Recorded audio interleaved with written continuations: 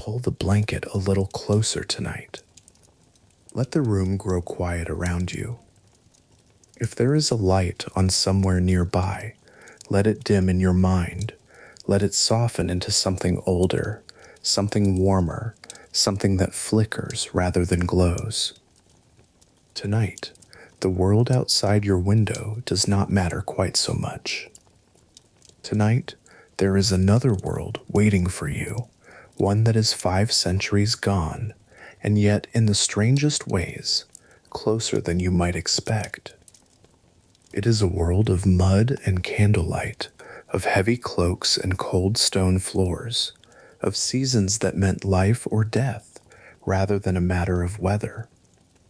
It is a world that moved at the pace of an animal. And that is exactly where we are going tonight. Before the night deepens and the story finds its rhythm, take one slow breath with me. Let your shoulders settle. Let your hands rest. There is nowhere to be right now and nothing that needs doing.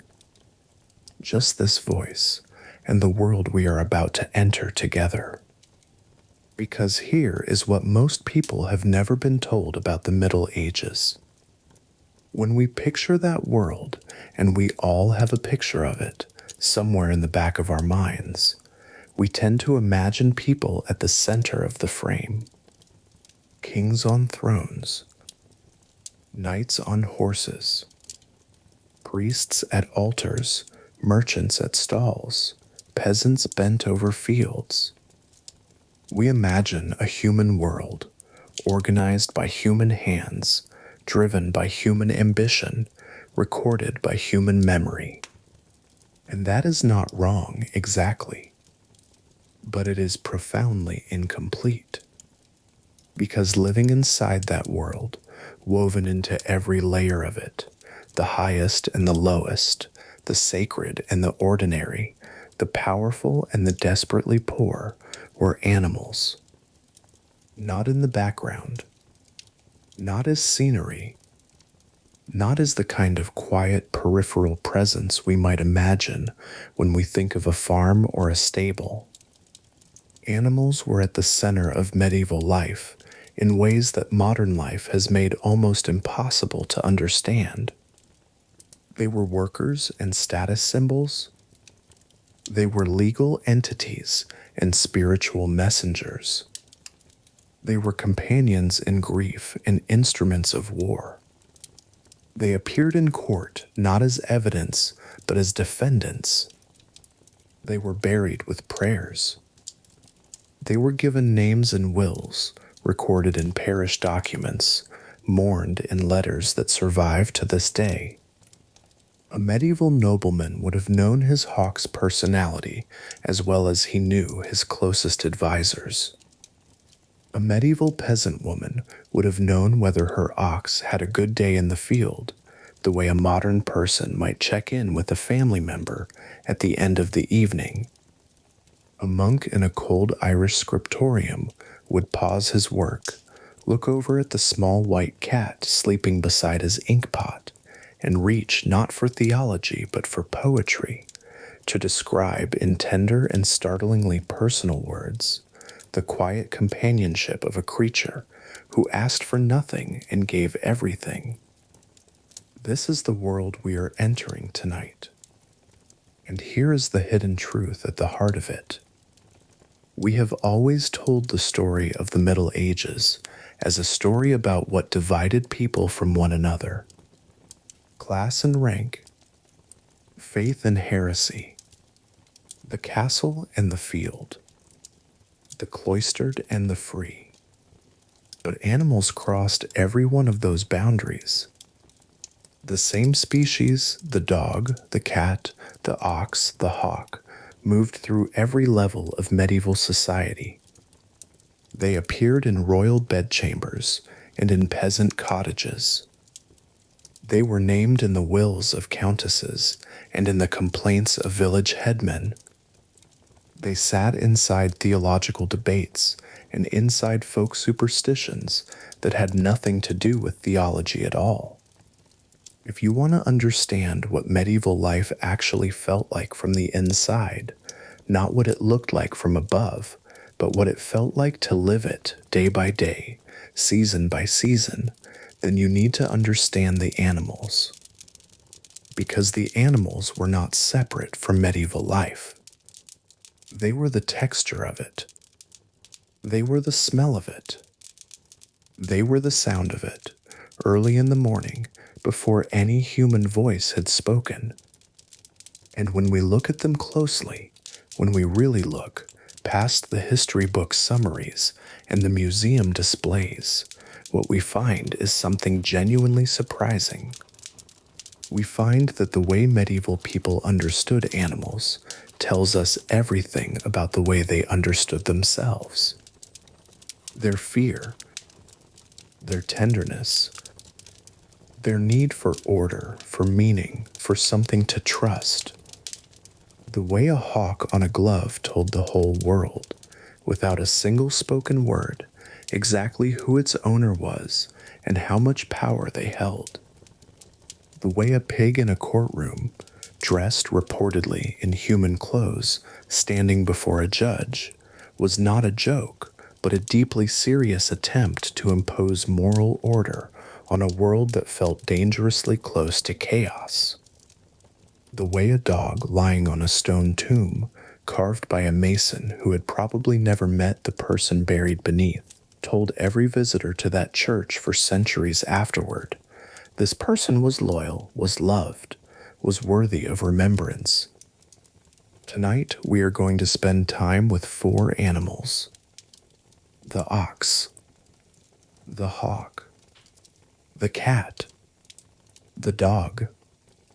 Each of them will take us somewhere different, into the fields, into the courts, into the castles, into the monasteries, into the darkest corners of medieval fear and the warmest corners of medieval tenderness. We will meet a widow who fought in a village assembly to keep the ox her livelihood depended on. We will step into the world of a young noble woman learning to rest a hawk on her wrist for the very first time, her heart beating faster than she would ever admit. We will sit beside an Irish monk at midnight, his candle burning low, his white cat asleep beside him, and understand why he wrote what he wrote. We will stand at the edge of a courtroom where a pig is on trial for its life, and we will not laugh, because once we understand what that moment meant, it will not seem funny at all. And at the very end of tonight's journey, we will sit with a dog. Just a dog at the end of a long day, at the side of someone who is running out of days. And we will understand something about the Middle Ages that no chronicle, no legal document, and no royal portrait has ever quite managed to say.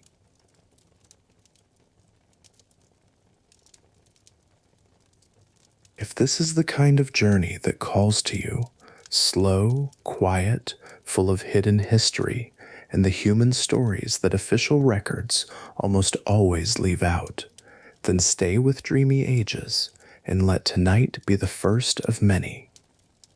Now, let the story begin.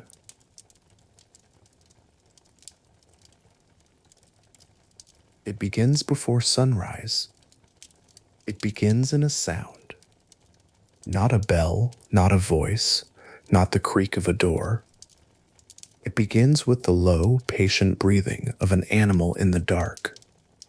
Somewhere in northern France, in the year 1247, a man wakes before his family does. The fire in the hearth has burned down to embers. The children are still wrapped in their straw and wool, small shapes in the corner of a single-room house that smells of smoke and damp and something animal, warm, organic, alive. The man does not reach for a candle. He does not need one. He knows the dimensions of this room the way he knows the dimensions of his own body. He crosses to the far wall where the interior of the house opens, through a low partition into the space where the animals sleep. 2 goats, 3 pigs, and then further back, the one that matters most, the ox. In the Middle Ages, the line between a human dwelling and an animal space was not the sharp, sanitary, philosophically loaded boundary that it is today. In many rural homes across England, France, Germany, and the Low Countries, people and their animals shared not just the same farm, but the same building. The warmth the animals generated was practical. In a winter without central heating, without insulated walls, without the luxury of burning more fuel than the household could afford, the body heat of large animals was a resource, steady, reliable, and free. The animals slept inside. The family slept close by.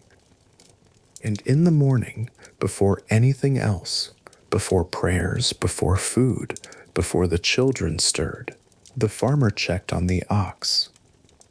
This is where we need to stop and let that reality settle. Because when we talk about the importance of the ox in medieval agricultural life, the numbers are easy enough to state. An ox could plow an acre of heavy clay soil in a single day. A team of 8 oxen, the standard recommendation in texts like Walter of Henley's 13th century farming manual, could turn a field that would take a dozen men with spades weeks to break by hand. The oxen were the engine of the medieval rural economy. Without them, the open field system that fed most of northern Europe could not function at all.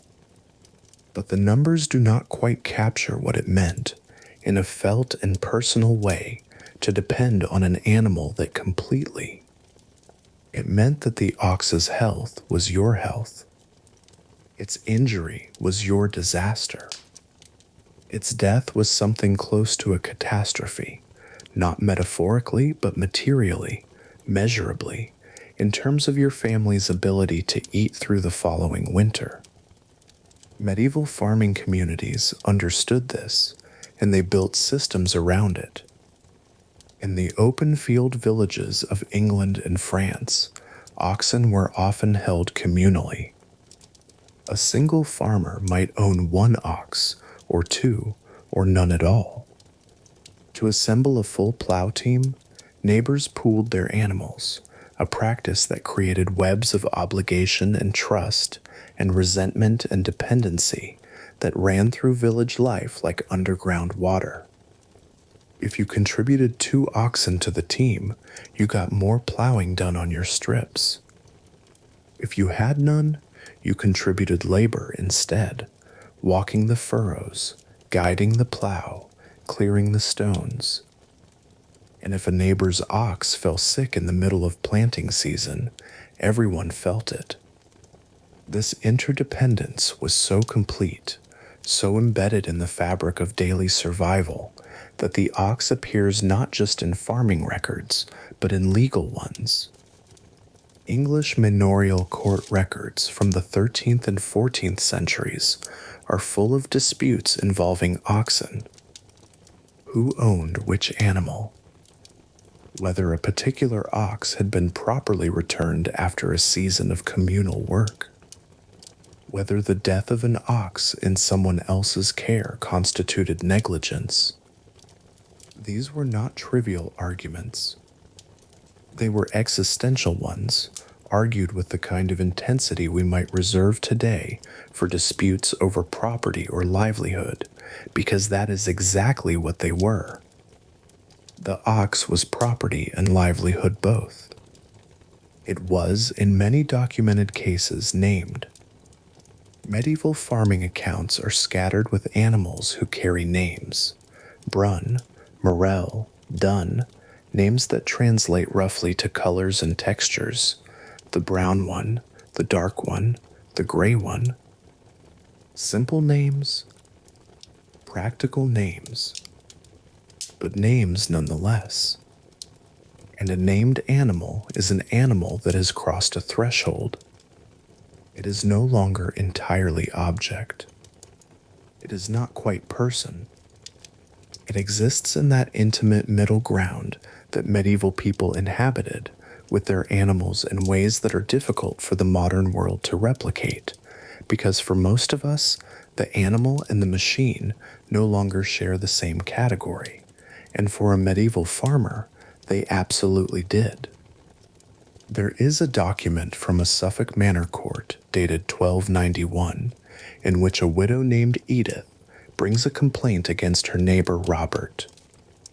Robert, she claims, has refused to return an ox that had been lent to him during the previous autumn's plowing. The ox is described in the record with unusual specificity: its color, its age, a small mark on its left shoulder. Edith is not merely claiming a piece of property. She is describing an animal she knows. And the court, to its credit, takes her seriously. The record shows that Robert was ordered to return the ox or pay its assessed value, a sum roughly equivalent to what a skilled laborer might earn in 6 weeks. Edith won. The ox went home. We do not know what happened to it after that. But for one cold afternoon in a Suffolk manorial court, an ox with a mark on its shoulder was the most important thing in the room. What I find most striking about moments like this is not what they reveal about the economics of medieval farming. It is what they reveal about attention. Edith knew that ox. She knew it well enough to describe it to a court in terms specific enough to distinguish it from every other animal in the village. She had watched it, worked beside it, depended on it in a way that created a kind of intimacy that has no good modern equivalent.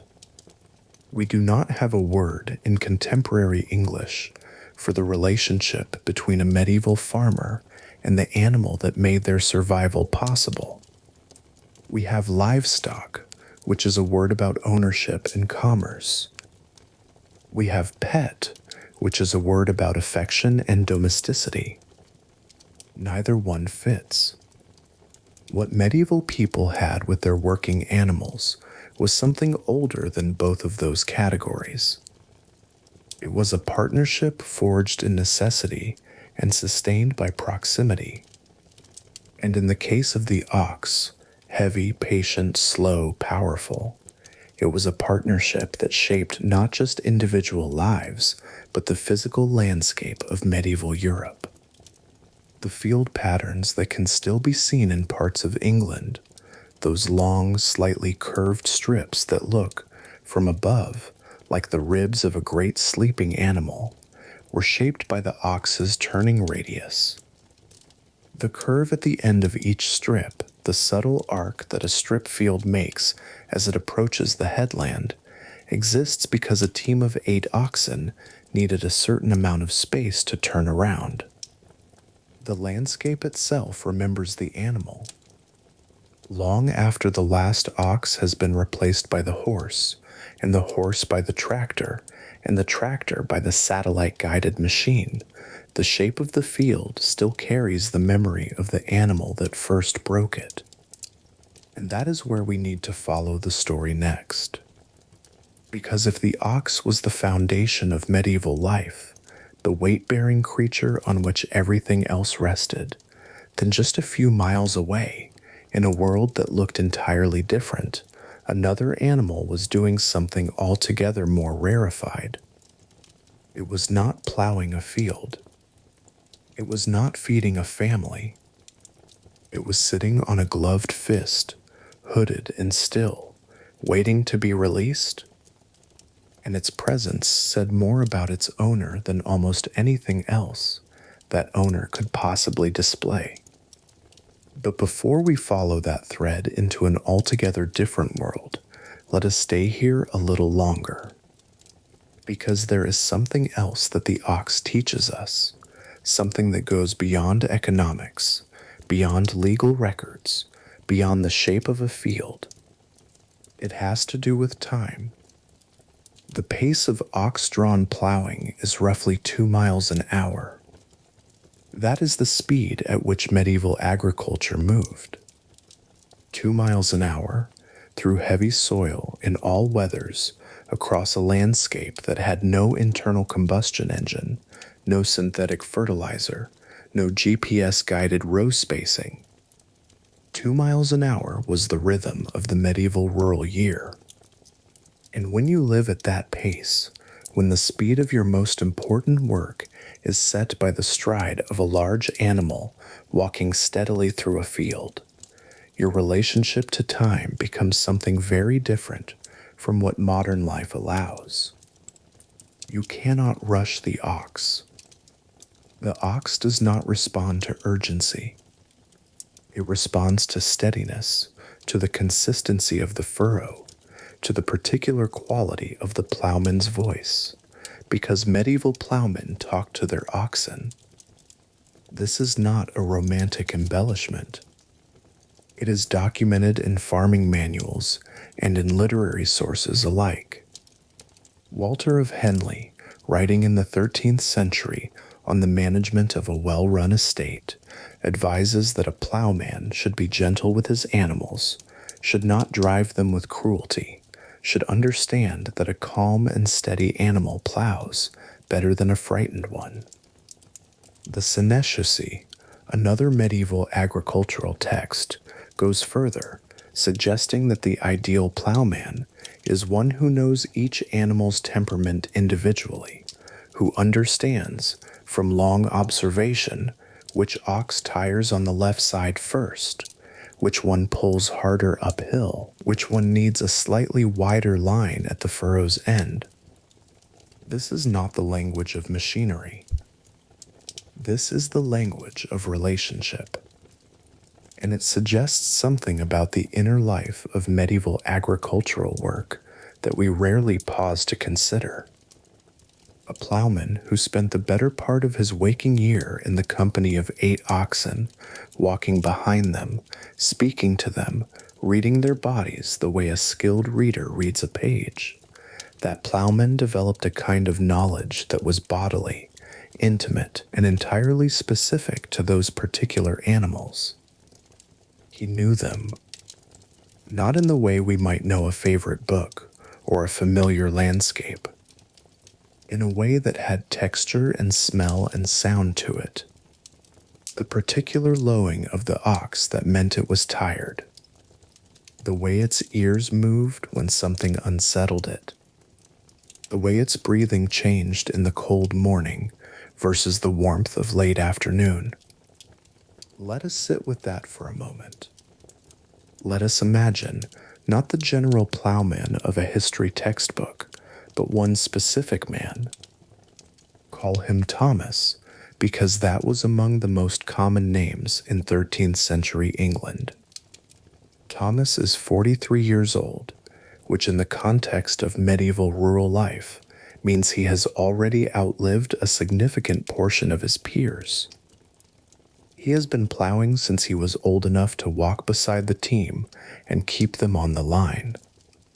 He learned the work from his father, who learned it from his father before him. His hands are a specific kind of calloused, not the generalized roughness of outdoor work, but the very particular hardening that comes from years of holding a plow handle in exactly the same position for hours at a time. On this morning, let us say it is April, the soil newly thawed, the air still cold enough to see his breath. Thomas walks out to the byre before dawn. He does not carry a lantern. He does not need one. He crosses the dark space between the house and the animal quarters and enters the warm, dim interior where the smell is hay and dung, and that particular sweetness that large animals produce, a smell that once known is never quite forgotten. He moves to the lead ox first. An older animal, reddish-brown, with a white patch above its right eye. Thomas has no name in the written record for this animal, but in his own mind, privately, he calls it by a word that means something like steadfast, because that is what it is. He puts his hand on the animal's neck, not checking it exactly, not examining it the way a modern veterinarian might, just touching it, just being in contact with it for a moment before the day begins. The ox does not startle. It knows this hand. It has known this hand for 9 years. It lowers its head slightly, the way animals sometimes do when they relax, and Thomas stands there in the dark for a moment that has no practical purpose whatsoever, that serves no function in the farming calendar, that will not be recorded in any manorial account, and exists alongside this animal that his family's life depends upon. This is the moment that history almost never captures. Not the plowing, not the court case, not the entry in the account book. This moment, before dawn, in the dark, a man and an animal standing together in the warmth of shared breath, is what medieval agricultural life actually felt like from the inside. And there are thousands of these moments, multiplied across every farm in every village in every country of medieval Europe, happening every single morning across half a millennium. We do not have records of them because they were not the kind of thing that got written down. They were too ordinary, too small, too intimate. But they happened. And in their happening, they created a relationship between human beings and working animals that shaped not just how medieval people lived, but how they thought and felt and understood the world. The ox was not a machine. It was not a vehicle or an implement in the modern sense. It was a presence, large, warm, patient, irreplaceable, at the center of a life. And when it died, as all animals eventually do, the loss was not merely economic. It was felt the way the loss of anything you have depended on and known closely and worked beside for years is felt. Quietly, heavily, with the particular grief of losing something that was never quite yours to name, but that you knew as well as your own heartbeat. And it is there, in the shadow of that loss, in the grief that no medieval legal document was equipped to record, that we begin to understand something larger, something that will follow us through the whole of tonight's journey. The animals of the Middle Ages were not only tools or symbols or resources, though they were sometimes all of those things. They were companions in the deepest sense, companions in survival, in labor, in the long, slow passage of medieval time. And as we leave the field now and begin to move toward a very different world, let us carry that understanding with us. Because whether we are stepping toward the hawk on the nobleman's glove, or the cat in the monastery corner, or the dog at the dying man's side, what we are really following is the same thread. The thread of human beings reaching across the boundary of species to find in an animal's presence something they could not quite find anywhere else. Something steady, something honest, something that did not require explanation. The hawk is waiting for us now, and the story is just beginning to find its depth. There is a particular quality to the silence of a medieval village at midday in the deep of winter. Not the silence of absence, not the empty quiet of a place where nothing lives. This is a silence that hums. The animals are in their quarters, breathing their slow, warm breath into the frozen air. The children are inside. The fields are resting under frost, waiting for the turn of the season in the way that only fields that have been plowed by hand, broken by animals, tended by the same families for generations, seem to wait with a patience that is almost geological. And somewhere at the edge of the village, in a low stone building with a thatch roof and a wooden door that does not quite fit its frame, a man is sitting beside his ox and not speaking. Just sitting. Just being present with an animal that has been the center of his working life for the better part of a decade. There is a kind of knowledge that develops between a medieval plowman and his animals that has no name in any farming manual. The intimate, bodily, specific knowledge of a creature whose moods and rhythms and physical signals you have learned to read the way you might learn to read a landscape, instinctively without conscious effort, because you have spent so much time in its company that the reading has become reflex. Now we are going to go deeper into that world, because the ox's story in the Middle Ages is not only a story about farming, it is a story about law, about community, about the striking and often overlooked ways that a single animal could hold together an entire social structure, or, in its absence, threaten to bring one apart. The open field system is one of the most important and least discussed features of medieval rural life. In most of northern and central Europe, across England, France, the Low Countries, much of Germany, farmland in the high medieval period was not divided into the individual, hedged, privately owned fields that we recognize today. Instead, the agricultural land surrounding a village was organized into 2 or 3 enormous common fields, each one divided into long, narrow strips.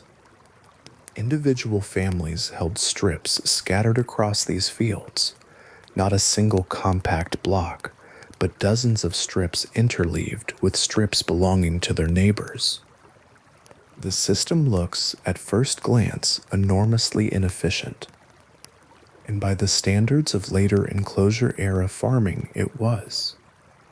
But it had a logic that made perfect sense in the conditions of the medieval world. It distributed risk. If one section of the common field flooded, or suffered a blight, or was damaged by frost, no single family bore the entire loss, because no single family held all its strips in one place. The strips were scattered, the losses were shared, and the community survived in the way that communities often survive, by binding individual misfortune into collective endurance. But this system only worked if the plowing could happen, and the plowing could only happen if the oxen were available, and the oxen were not evenly distributed. This is the economic reality at the heart of the medieval agricultural community, and it is one that shaped social relationships in ways that were intimate, constant, and occasionally explosive. A wealthy villager, a yardlander holding 30 acres or so, might own 2 or 4 oxen. A middling tenant might own one. A cotter, the smallest kind of tenant, often owned none. To assemble the 8-ox team that heavy clay soils required, neighbors were obligated to cooperate. The man with 4 oxen contributed his animals. The man with none contributed his labor, walking beside the team, clearing the furrow, managing the plow while the wealthier man rested.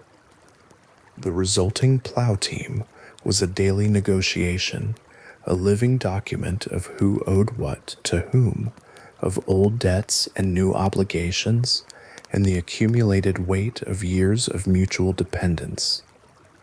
And when something went wrong, when an animal was injured, or lent and not returned, or taken by a lord who felt entitled to what was not quite his to take, the fallout rippled outward through the whole web of obligation.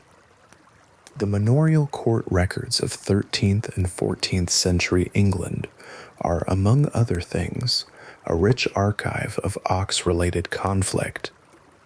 A survey of court rolls from various English manors in the period between 1270 and 1350 reveals disputes about oxen that range from the purely practical to the genuinely desperate.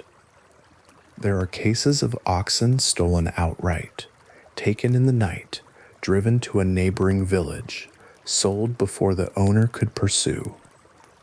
There are cases of animals lent for a season and never returned, with the borrower claiming the animal had died of natural causes, while the owner insisted, with what one can only imagine was exhausted fury, that this was not possible for an animal that had been healthy when it left.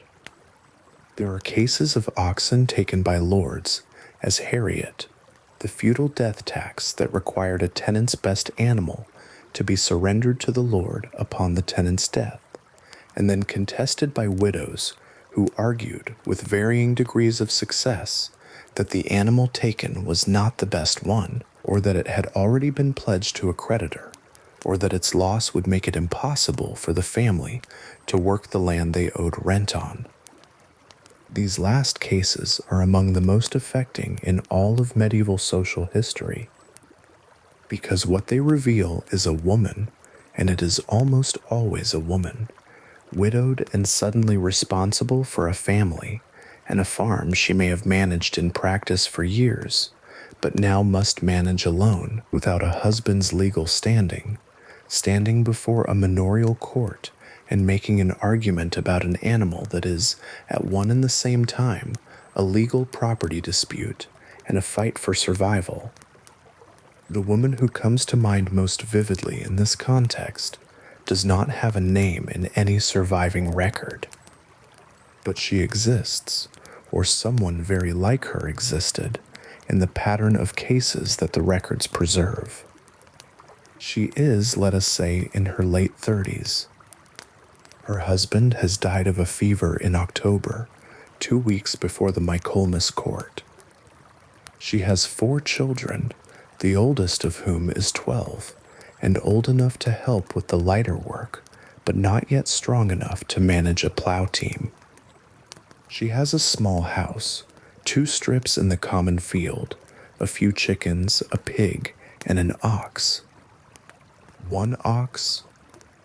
Not a team, just the one animal, which she has been contributing to the communal plow in exchange for the plowing of her own strips, and which represents the entirety of her family's ability to participate in the agricultural economy of the village. The Lord's bailiff comes for the Harriet. He takes the ox. She goes to the manorial court. She stands in a room full of men, the Lord's steward, the village headman, her neighbors, and she makes her case. She does not have legal training. She does not have a lawyer. She has the facts of her situation and whatever composure she can maintain, and the knowledge that every person in that room understands, at some level, what losing an ox means for a family in her position. The outcome of her case would depend on the particular lord, the particular steward, the mood of the court, the opinions of the neighbors who served as jurors, all the human variables that made medieval justice unpredictable in ways both cruel and occasionally generous. But the fact that she made the case at all, that she walked into that room and named the animal and argued for its return with the particular combination of practicality and desperation that the records preserve in their dry legal language, tells us something important. It tells us that in the medieval world, an ox was worth fighting for, worth standing in a cold room full of strangers and making arguments for, worth the vulnerability of asking publicly for what you are owed.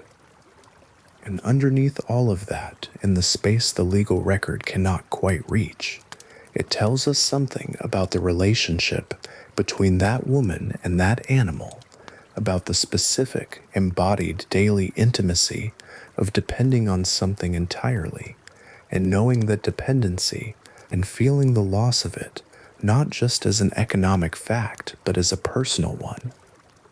Beyond the drama of the manorial courts, the ox was present in medieval law in subtler and equally revealing ways. English common law in the medieval period had specific provisions relating to animals that are by modern standards strikingly sophisticated in their recognition of the animal as something more than simple property. The law of Estray, for instance, dealt with animals found wandering without an owner, and it specified that such animals had to be publicly proclaimed, held for a set period, and only after that time could be claimed by the lord of the manor. The assumption embedded in this law is significant. It assumes that the animal has an owner who will be looking for it. It assumes that the animal's return matters enough to warrant a formal legal process. It treats the lost animal not as abandoned property, but as something temporarily separated from a person who cares about finding it.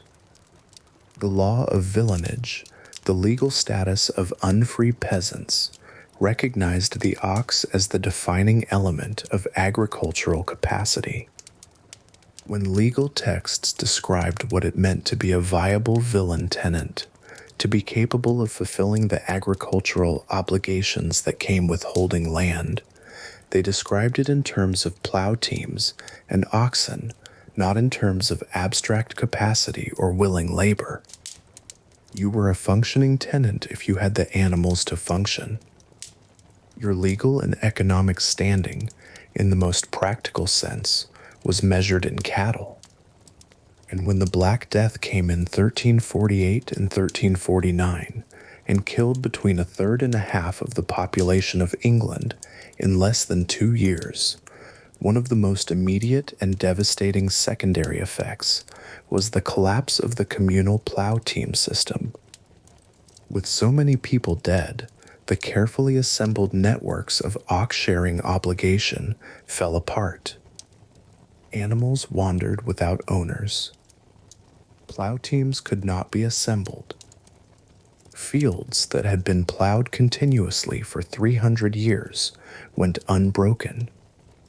The grass grew back over the strip patterns. The villages that were abandoned in the decades after the Black Death, the deserted medieval villages that archaeologists have been slowly mapping across the English countryside for the past century, were often abandoned not only because there were too few people to farm them, but because there were too few animals. The ox was that central. Its absence, multiplied across hundreds of communities, was enough to make the land itself revert. There is one more dimension of the ox's story in the Middle Ages that tends to be left out of the farming histories, and it is perhaps the most human of all. The ox was a liturgical animal. Not in the sense that it was worshipped, medieval Christianity was firm on that point, but in the sense that the agricultural year and the animal life that structured it was woven into the fabric of the church calendar in ways that made the ox present not just in the field, but in the prayers, the blessings, the seasonal rituals that marked the passage of medieval time. Plow Monday, the first Monday after Epiphany, the traditional day on which plowing resumed after the Christmas break, was celebrated in many English parishes with a formal blessing of the plow. The plow itself was brought into the church or to the churchyard door. A priest said prayers over it. The animals that would pull it were sometimes blessed as well. This was not an empty formality. It was an acknowledgement, made in the most formal public setting available to medieval people, before God and the community both, that what happened in the field mattered spiritually, not just economically. That the labor of an ox and a man in a cold January field was not separate from the sacred order of things, but part of it. That the turning of the soil was, in some sense, a holy act. This is a view of agricultural labor that is very far from the one most of us carry. We have inherited, through centuries of industrialization, a vision of farming as economic production, as the manufacturing of a commodity called food, performed by interchangeable labor units using increasingly sophisticated machinery. The medieval world held almost the opposite view. The labor was sacred because it was survival. The animal was blessed because its work was the work that kept the community alive. And the man who walked behind the plow through the long cold hours of a January morning, speaking softly to his animals, guiding them through the heavy soil, was doing something that his community recognized as meaningful in the deepest possible sense. He was not just farming. He was maintaining the world. And so the ox, heavy, patient, irreplaceable, stands at the center of medieval rural life, not just as an economic fact, but as a moral one. As a reminder that the most essential things are often the most ordinary. That the greatest weight is often carried by the creature that no one stops to celebrate. That 5 centuries of European civilization rested, in large part, on the broad back of an animal that walked 2 miles an hour through the turning world, and asked for nothing except a little steadiness in return. Now we lift our eyes from the field. Now we look up, because in the sky above that cold January morning, something is moving. A small dark shape, impossibly fast, dropping through pale winter light. And in a courtyard a mile away, a man in expensive clothes is lifting his gloved fist, and the hawk is coming home. That world is where this story is headed. Into a world of power and beauty and the carefully maintained fiction that some animals, and by extension some people, were born to fly higher than others. But before we leave the ground entirely, let us return one final time to the village. To the village, to the particular silence of a late afternoon in early spring, when the day's plowing is done and the team has been led back to the byre, and the light is going thin and golden over the stubble of last year's field. There is a boy.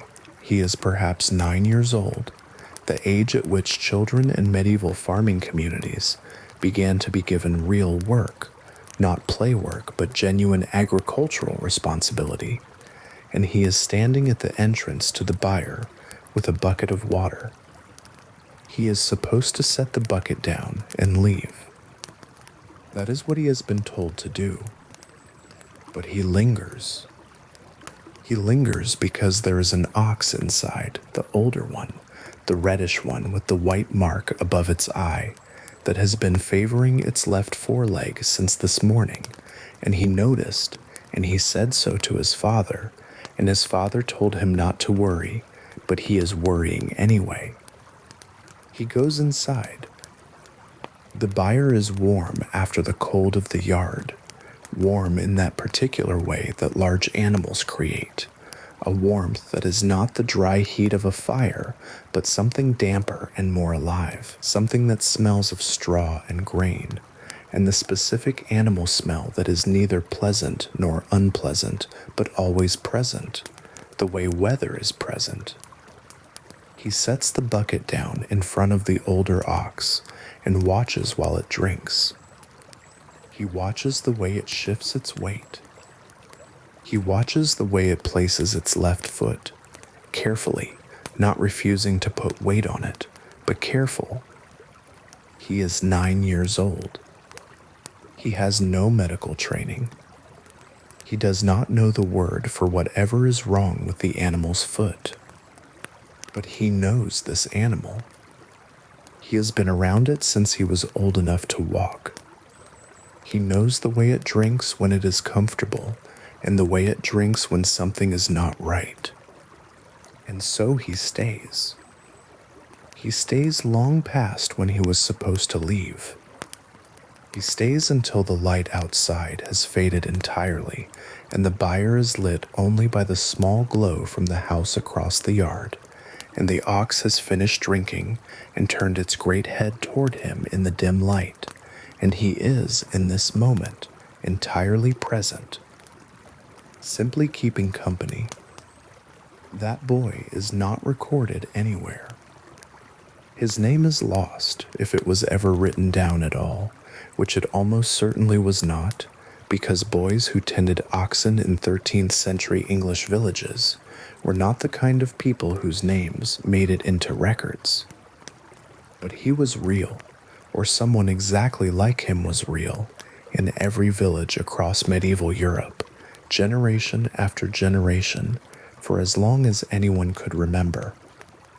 And his vigil in the byre, that small, unrecorded act of watching and caring and staying, is as much a part of the history of medieval agriculture as any manorial court record or farming manual. Because the oxen were not maintained by policy alone. They were maintained by attention, by the accumulated care of thousands of ordinary people, men, women, and children, who watched and noticed and stayed when they were supposed to leave. This is what sustained the agricultural heart of the medieval world. Not grand systems, not legal frameworks, not the elaborate theology of Plough Monday blessings. Those things mattered. But underneath them, holding them up, was something simpler and more stubborn.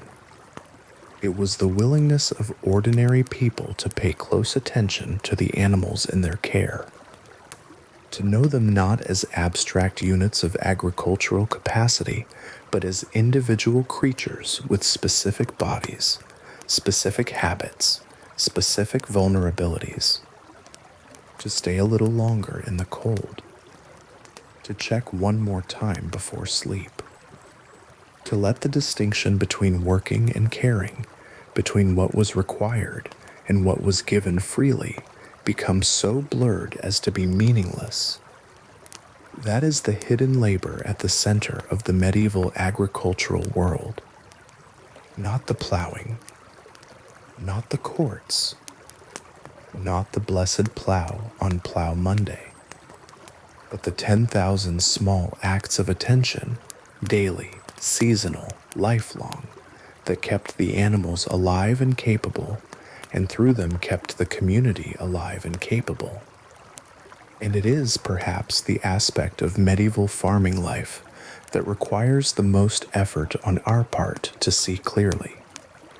Not because the evidence for it is scarce, it is everywhere if you know how to read it, but because we have been trained by the way modern agriculture has separated us from the animals and the labor that feeds us, to look past it, to assume that work and care are different things, that what matters can be measured, that what cannot be recorded did not happen. The medieval ox contradicts all of that. It insists, gently and without drama, in the way that large patient animals insist on things, by being present, by requiring attention, by making its needs known in the low and constant language of physical reality, insisting that the most important things in any community are often the ones that no one thought to write down. Hold that thought, because we are about to enter a world where everything was written down, cataloged, ranked, and displayed. A world where the precise identity of the animal on your wrist told everyone in the room, instantly and without ambiguity, exactly who you were and where you stood in the order of things. From the field, where the ox was known but not celebrated, we move now to the courtyard, where the hawk was celebrated above almost everything else. The sky is waiting, and so is the story that lives there. Consider a room full of people.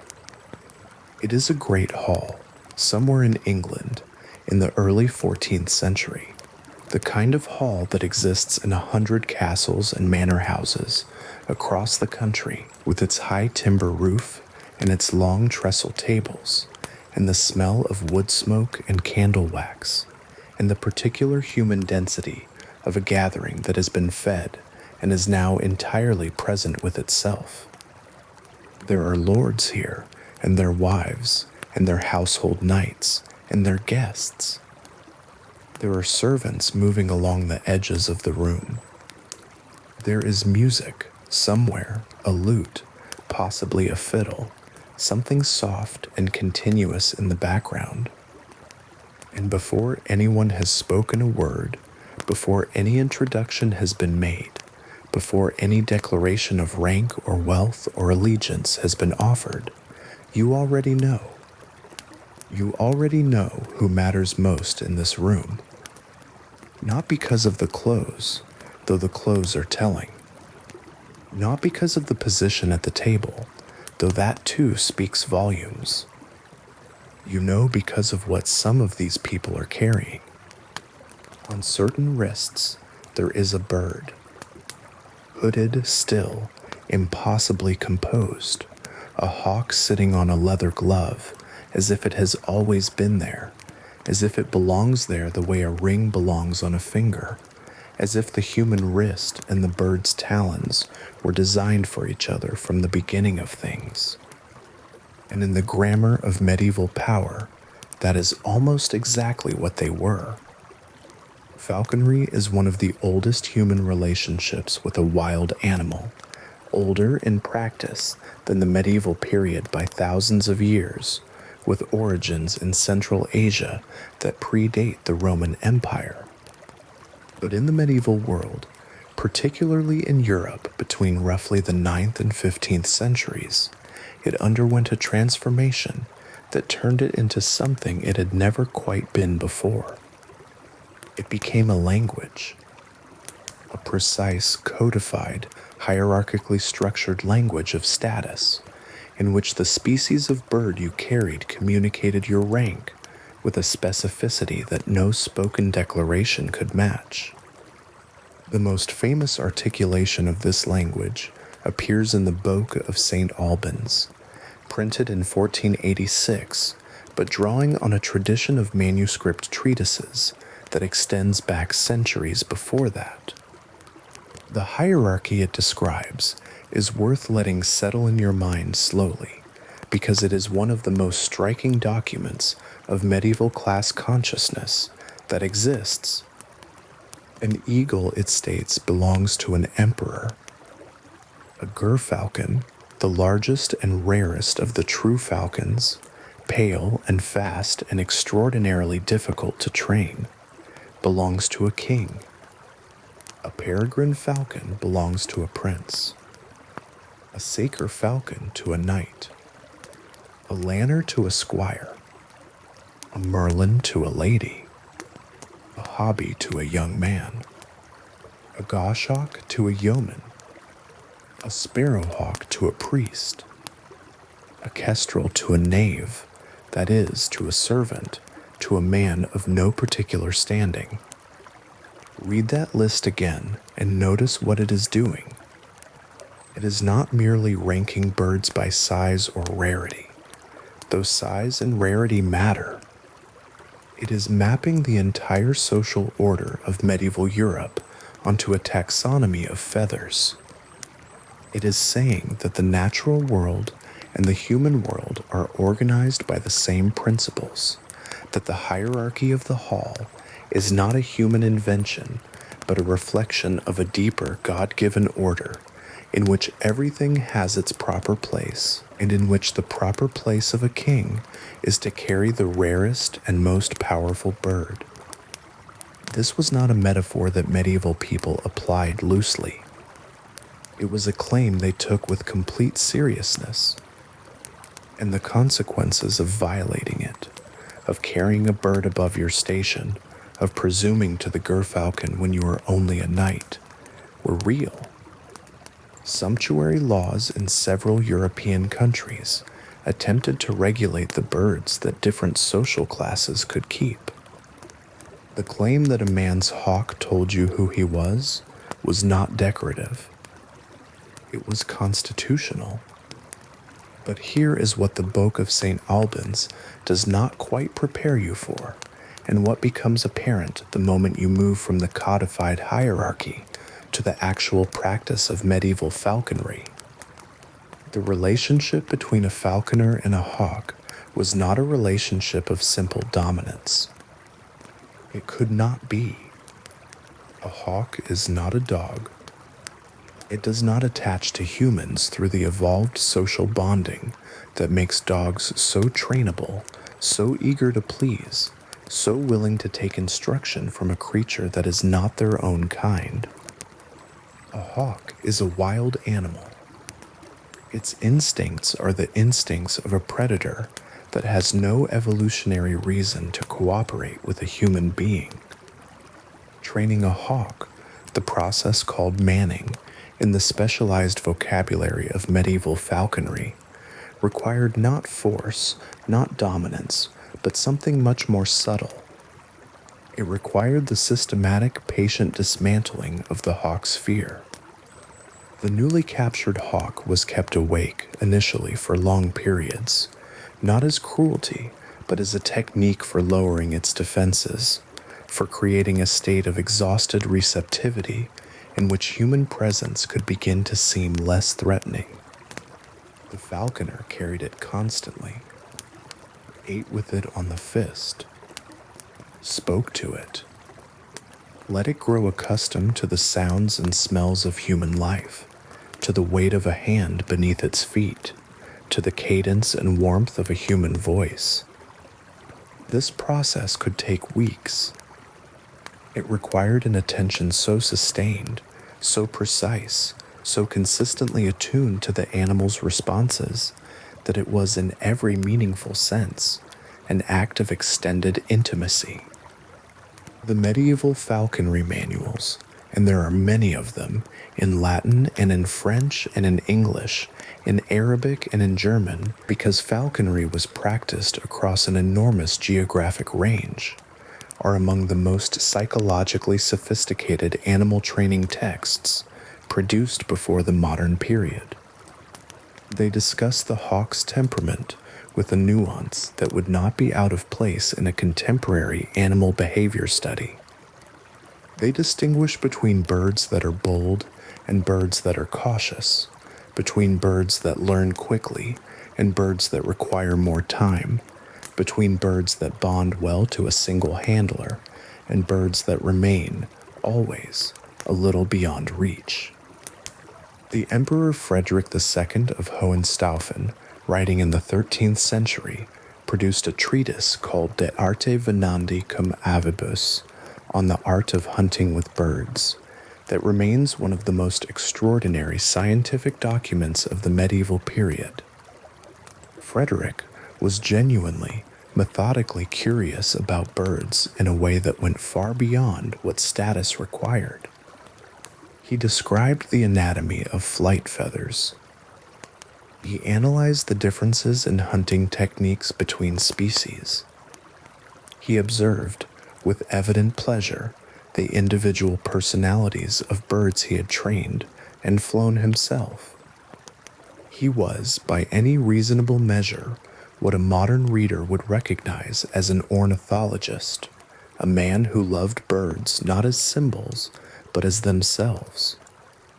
And what his text reveals, reading between the imperial authority and the elaborate Latin, is that the most powerful man in Europe had spent a very great deal of time watching birds, paying attention, Being in the presence of a wild creature, as quiet and as patient as the creature required.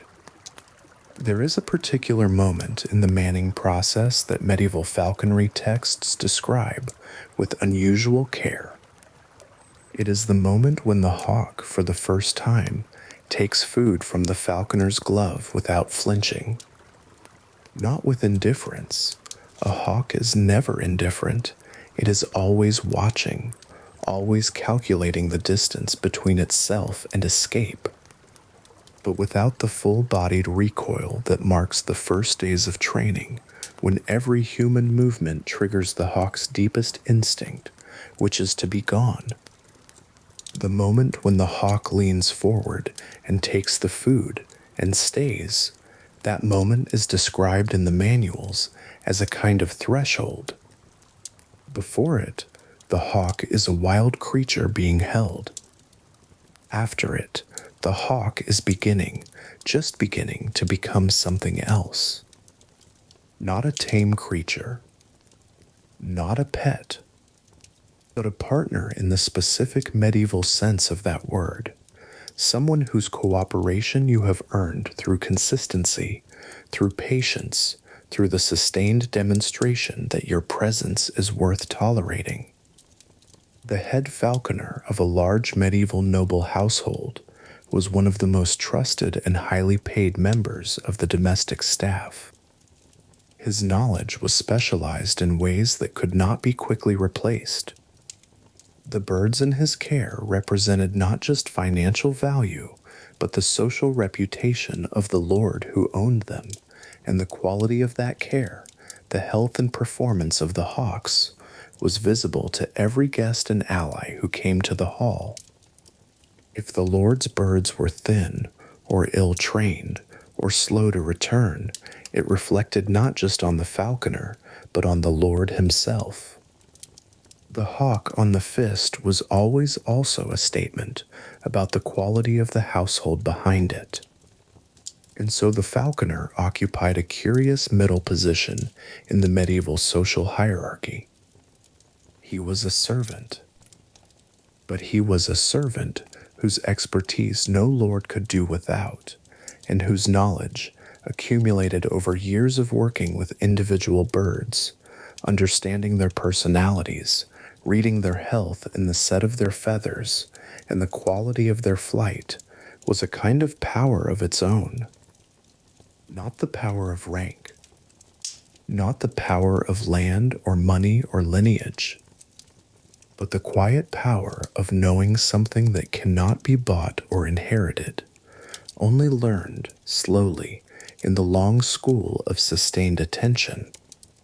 The same power, in other words, that the ox plowman had in his field, and that the widow Edith had when she described her ox to the manorial court with enough precision to win it back.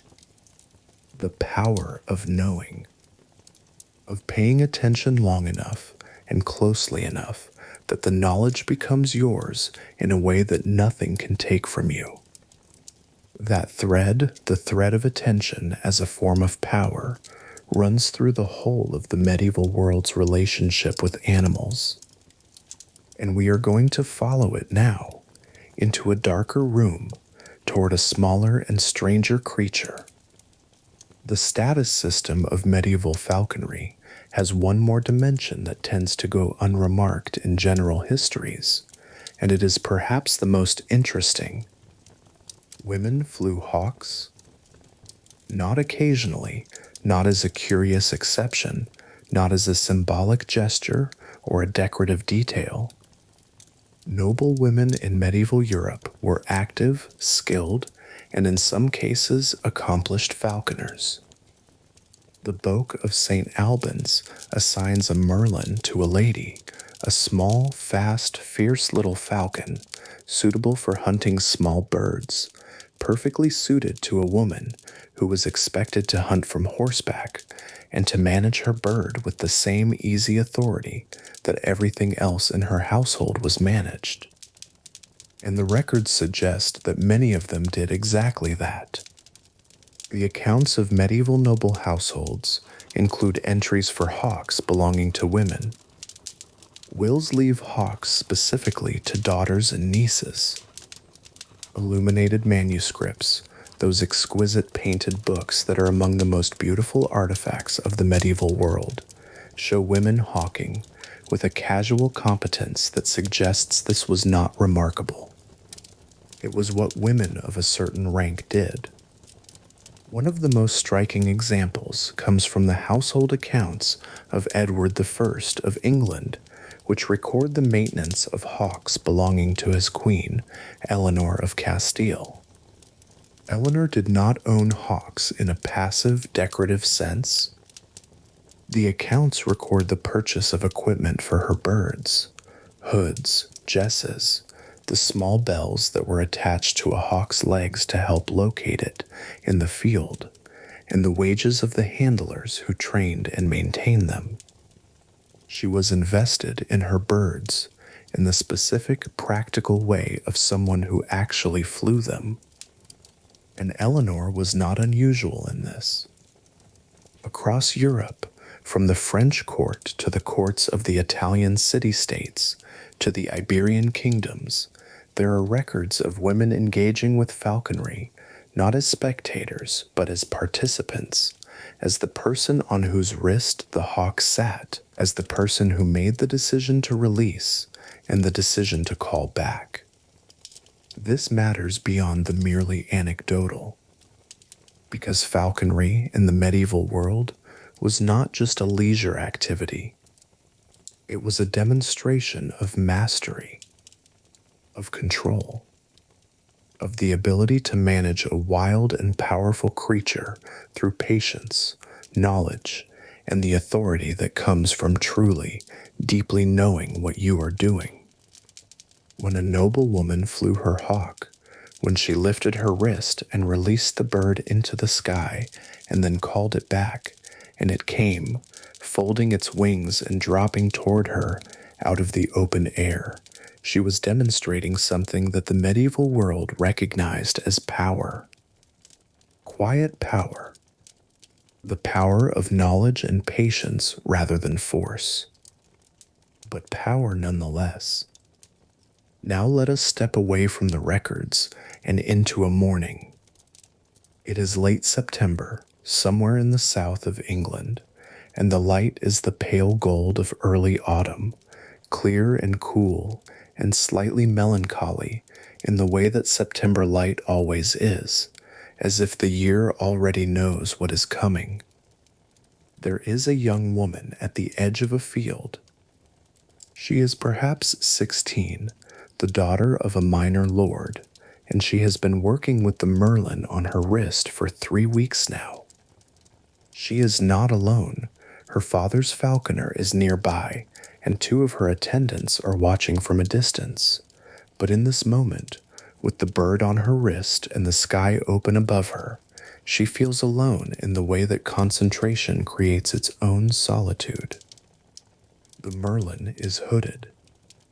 She can feel it through the leather of the glove, the slight grip and release of its talons, the tiny adjustments of weight as it balances against the morning air. It weighs almost nothing. That is the first thing she had noticed about it 3 weeks ago, when it was placed on her fist for the first time, and she had expected something heavier, something more substantial. It weighs almost nothing, and yet it is the most present thing she has ever held. The falconer says something quiet to her from a few feet away. She nods. She lifts her hand slightly, the particular angle she has been practicing, the angle that works for this bird, for its habit of launching forward and up rather than sideways, and she removes the hood. The merlin blinks into the morning light. For a moment, nothing. For a moment, the bird sits perfectly still on her fist and looks at the sky with those eyes that see things she cannot see, that process the world at a speed and with a precision that no human sensory apparatus can match. And then, a lark rises from the field ahead. A small brown shape, climbing fast, singing as it goes. The Merlin launches. The girl's wrist drops with the takeoff. She has learned not to fight it, to let her arm follow the bird's energy rather than resist it. And then the Merlin is in the sky, and she is watching, and for a moment she stops breathing. This is the part that the accounts and the manuals and the hierarchical bird lists cannot quite capture. This silence in which a girl stands in a September field and watches a wild creature do exactly what it was made to do and feels in some complicated and difficult to name way responsible for it. Not because she owns it. Not because she caught it or trained it. The falconer did most of that, though she helped. But because it is her bird. Because for the past 3 weeks, she has been the primary human presence in its life, the hand it returns to, the voice it has grown accustomed to. And now it is in the sky, doing something she cannot follow, moving at a speed she cannot match, hunting with a precision she cannot comprehend. And she is waiting, and it is coming back. That is the compact at the heart of falconry, and it is one of the most profound in the history of the human relationship with the animal world. The hawk is never fully tamed. It chooses every time to return. And the falconer, noble or otherwise, man or woman, emperor or squire, must be worthy of that choice. Must be, consistently and without exception, the kind of presence that the hawk finds worth returning to. That is a different kind of power than the power of force. It is the power of being trustworthy. Falcons were also gifts. Not casual gifts, not the kind you give because the occasion demands something and you have run out of ideas. Falcons, and in particular gerfalcons, from the far north of Iceland and Greenland, were among the most valuable diplomatic currencies in the medieval world. A gerfalcon was worth, at various points in the medieval period, the equivalent of a small warship, a significant tract of land, or the ransom of a knight. The trade routes by which gerfalcons moved from their Arctic breeding grounds to the courts of European monarchs were among the most carefully maintained commercial networks of the period. Norse traders brought them south. They passed through the hands of Norwegian merchants, Hanseatic traders, Flemish intermediaries. They arrived at the courts of France and England and the Holy Roman Empire, and at the sultanates of Egypt and Syria, carrying with them not just their own immense value, but the political weight of the relationship that had sent them. A king of Norway sending a gerfalcon to a king of England was saying something no written treaty could quite express.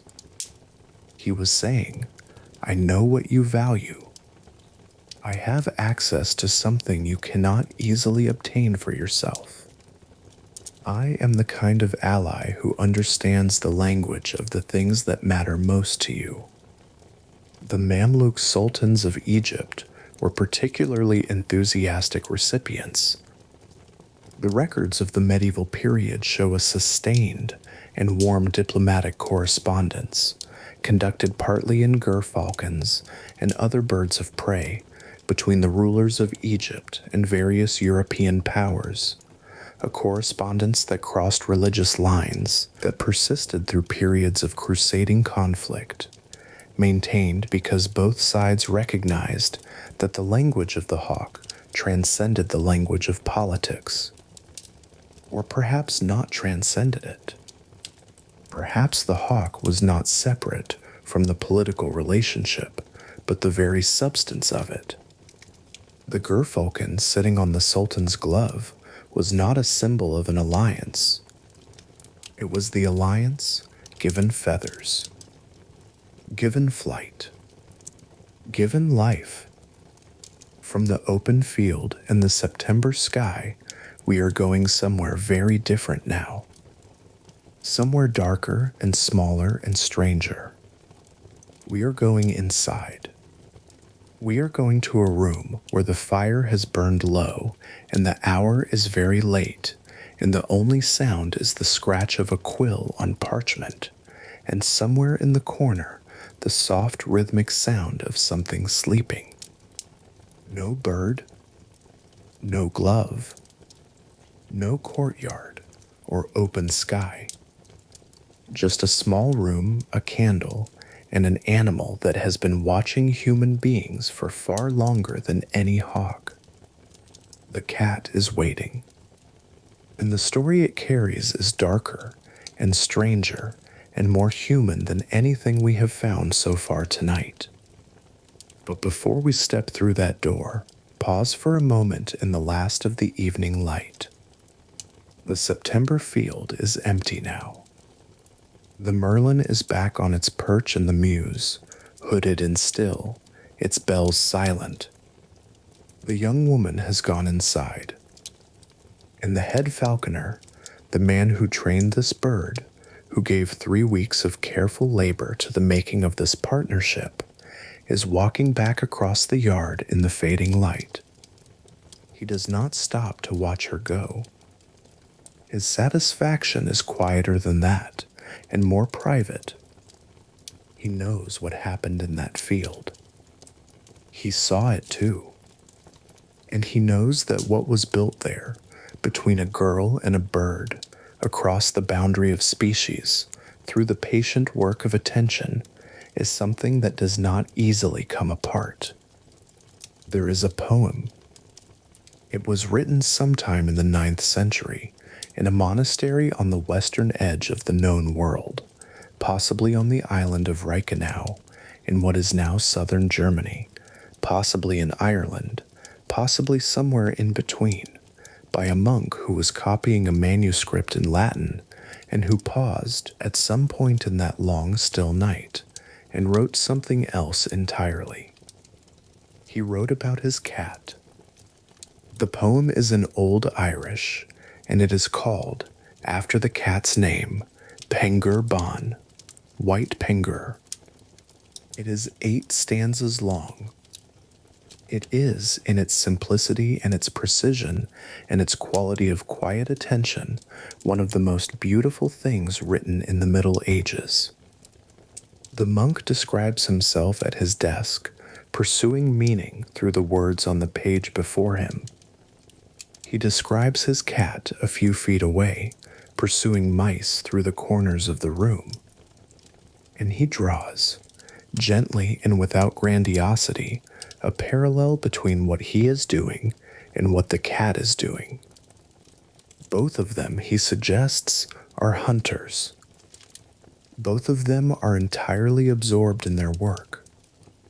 Both of them experience, at the moment of capture, when the insight becomes clear, when the mouse is caught, a quality of satisfaction that has no quite adequate name. He is not being ironic. He is not being playful in the way that modern irony is playful, with its distance and its self-awareness. He is being entirely, almost startlingly sincere. He finds in the cat's hunting something that illuminates his own scholarly pursuit. He finds in the cat's presence in the room a kind of companionship that he values enough to write about. He gives the cat a name. He gives the cat an inner life, purpose, pleasure, the experience of mastery. And he signs the poem effectively with a gesture of tender equality. We are both, he says, content with our work. This poem has survived for 1,200 years.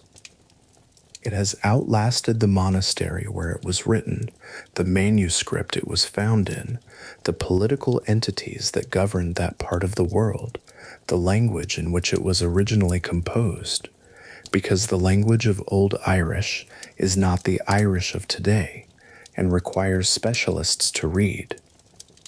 And what has made it survive, what has kept it moving through century after century of copying and translation and scholarly attention, is exactly what it was when it was new. The honest record of a human being noticing an animal, really noticing, not cataloging it, not symbolizing it, not pressing it into the service of a theological argument or a social hierarchy or an economic calculation. Just watching it. Just being in a cold room at night in the company of a small white cat and finding that company worth recording. That is where we need to start with the medieval cat. Not with the fear, not with the darkness, not with the parts of the cat's medieval story that are strange and troubling and hard to understand from the outside. We need to start here, in the light of a single candle, with a monk and his cat. Because everything else, all the complexity and the contradiction and the genuine darkness of the cat's place in the medieval world, has to be understood against this background. Against the fact that medieval people also knew the cat this way. Intimately. Warmly. As a presence in the room that made the room better. The practical relationship between medieval human communities and cats is one of the clearest and most enduring in the history of human-animal coexistence. Cats controlled rodents. This was not a minor service. In a world where grain was the primary stored food, where the margin between adequacy and starvation was measured in the contents of storage barns and granaries, where rats and mice could destroy in a single season what it had taken a family a year to produce, the cat's rodent hunting ability was not a charming domestic quirk. It was an economic necessity of the first order. Medieval monasteries kept cats. Medieval castles kept cats. Medieval merchant ships kept cats. The great grain warehouses of medieval towns and cities kept cats. The documentation for this is scattered across every kind of medieval record: household accounts, monastic rules, trade documents, municipal regulations. In some medieval English towns, there are records of civic authorities paying for cats to be kept in public granaries. Not as pets exactly. Not as workers in the modern contractual sense, but as what they were: necessary, useful, irreplaceable animals whose presence in any given space was a matter of practical importance to everyone who depended on what was stored there. The cat earned its place in the medieval world every night, in the dark, in the corners of rooms that no candle reached, doing work that was invisible until it wasn't. Until the morning when there were fewer mice than there had been. Until the season when the grain stores were intact. Until the winter when the family ate and understood, without quite articulating it, that the cat curled by the fire had something to do with the fact that they could. This is the cat as it really was in the medieval world, not the demonized creature of later popular imagination, not the pure innocent of modern sentiment, but something more interesting than either. A working animal? A necessary presence. One that had negotiated, over the centuries of its domestication, a distinctive kind of relationship with human beings, closer than a farm animal, more independent than a dog, present in the intimate spaces of domestic life, in a way that no other working animal managed to be. But there is another side to the medieval cat. And it is darker and stranger and requires a certain care in the telling. Because the medieval cat was also feared. Not universally. Not consistently. The fear was geographic and temporal, stronger in some places and some periods than others, never quite the dominant note in a world where the cat's usefulness was too obvious and too daily to be entirely overwritten. But it was there, and it grew.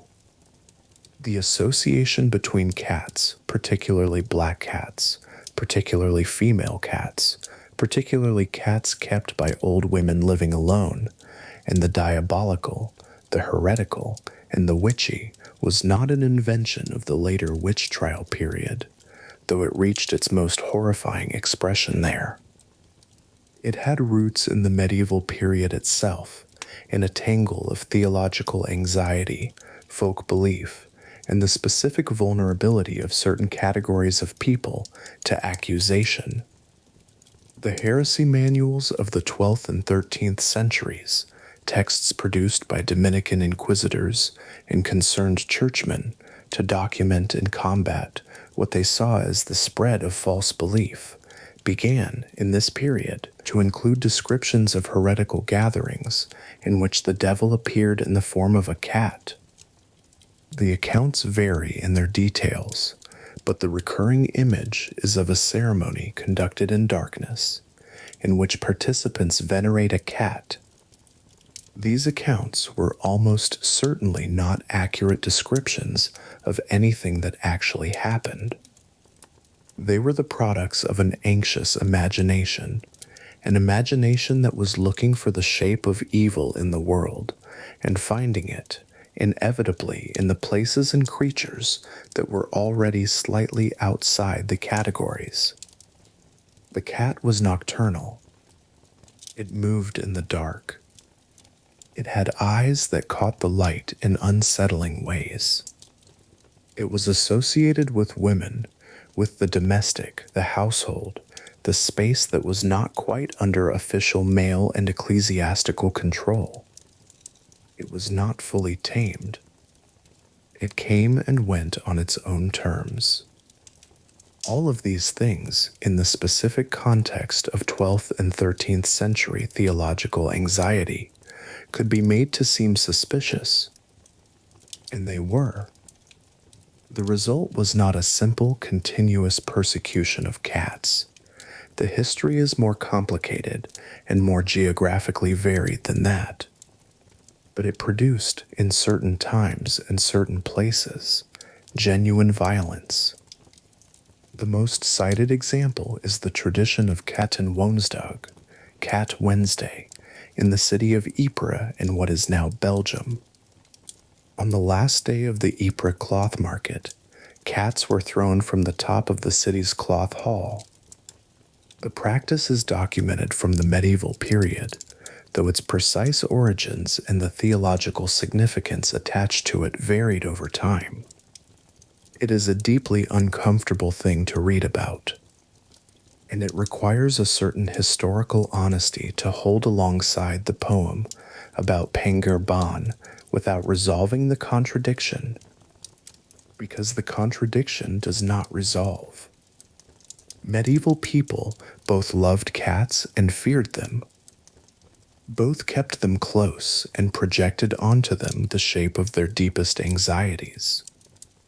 Both wrote tender poems about the quality of their companionship and organized public rituals of violence around their bodies. This is not a paradox that history resolves. It is a paradox that history presents, a paradox about the capacity of human beings to hold entirely opposite feelings about the same creature, depending on context, on community, on who was watching, on what needed to be feared that week. The figure who stands at the most painful intersection of all of this is not the cat. It is the woman who kept the cat. In the records of late medieval and early modern witch trials, and the roots of those trials lie in the anxieties that developed in the later medieval period, cats appear repeatedly as the companions of accused women. These women were, in the overwhelming majority of cases, elderly. They were often widowed. They were often poor. They often lived alone, or nearly alone, on the margins of their communities. And they often kept cats. This was not suspicious in itself. A woman living alone in a medieval or early modern community had excellent practical reasons for keeping cats, rodent control, warmth, the kind of quiet company that an animal provides, the specific comfort of a living presence in a house that would otherwise be entirely silent. But in the context of an accusation, the cat became evidence. It became the familiar, the demonic companion, the creature through which the devil communicated with the witch, the physical embodiment of a woman's supposed pact with evil. And the women who kept them, ordinary women, women who had lived long enough and been poor enough and alone enough to accumulate the accumulated vulnerability that made accusation possible, paid for their cat's company with their reputations, and sometimes with their lives. What I find so striking here is the specific cruelty of this mechanism. The same quality that made a cat valuable, its independence, its tendency to come and go on its own terms, its comfort in the company of a single person in a quiet house, was the quality that was turned against the woman who kept it. She was alone. She talked to her cat. The cat came back to her even when it had no reason to be fed or sheltered at that particular moment. These were signs of the devil, or they were the ordinary facts of a relationship between a lonely woman and an animal that found her company acceptable. The difference between those two readings was, sometimes, the difference between living and dying. And that is worth sitting with in the quiet of this late night as a final acknowledgement of what the medieval cat carried. Not just mice, not just warmth, not just the particular quality of presence that a monk in a cold scriptorium was grateful enough to memorialize in poetry. The cat carried the weight of human projection, of fear and beauty and suspicion and tenderness, layered over each other in the specific way that medieval culture layered its feelings about the creatures that lived closest to it. The cat was the animal that medieval people could not quite decide about, and perhaps that is why it still carries something of that quality, that slight air of independence, that willingness to be present on its own terms, that gaze, direct and unreadable, and entirely unbothered by what you think of it, that has been unsettling and comforting people in roughly equal measure for a very long time. In the monastery at midnight, a candle burns low. The monk sets down his quill. Across the room, Panger Ban lifts its head, blinks once, and settles back to sleep. And we move on, because there is one more animal to find tonight. One more relationship to follow through the layers of the medieval world. We have been in the field, in the courtyard, in the dark corners of the monastery, and the crowded hall. Now we are going somewhere more intimate still. We are going to the end of a life. And the animal we find there is the one that has been closest to human beings the longest. The one that chose us before we ever thought to choose it back. And what it has to tell us about loyalty and love and the specific medieval understanding of what it means to be faithful is the last and perhaps most quietly surprising thing that tonight has to offer. Let us return one more time to the scriptorium. Not to the poem itself. We have already spent time there, and the poem does not need our explanation. But to the room. To what the room looked like and felt like in the hour in which the poem was written. A scriptorium in a 9th century monastery was a specific kind of space. It was typically a long room, positioned to catch the best available light from the north or east, a light that was cool and consistent, less prone to the flickering glare of direct sun, better suited to the close work of copying manuscript text. The desks were simple. The light came from candles or rushlights in the evening, from the windows in the day, always insufficient, always requiring the scribe to lean closer than was comfortable. The work was slow. Copying a single manuscript could take months. A trained scribe working steadily might produce 3 or 4 pages of finished text in a long day of work. The text had to be accurate. Every letter had to be clear. Every word had to be legible. This was work that required a quality of sustained concentration that is difficult to fully imagine in an age of screens and notifications and the constant low hum of digital interruption. And in that environment, in that silence, in that focused stillness, in the hours that stretched from compline to matins, while the rest of the monastery slept, the monk wrote, not just his manuscript, not just the Latin text he was being paid, in the monastic economy of prayer and service, to reproduce faithfully. He wrote the poem. He wrote it in the margins, or on a spare leaf, or in a blank space that no official text had claimed.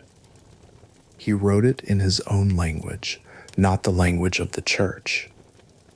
He wrote it about something that had nothing to do with theology or scholarship or the ecclesiastical purposes that justified his existence in that building. He wrote it about his cat. And what that tells us about the inner life of a medieval monk is something that the official records of monastic history rarely manage to convey. It tells us that in the spaces between the official life, between the hours, between the prayers, between the pages of the manuscript, there was something else. A private self. A self that noticed the cat and was pleased by it and wanted to say so. A self that found in the cat's quiet purposefulness a mirror of its own aspirations. A self that was, in the deep of the night, a person sitting with an animal and feeling the specific gratitude of good company. The monk does not tell us his name. He tells us the cat's. That too is something worth noticing. The cat has a name. The monk, in the context of this poem, in the context of this private act of writing, is just a person.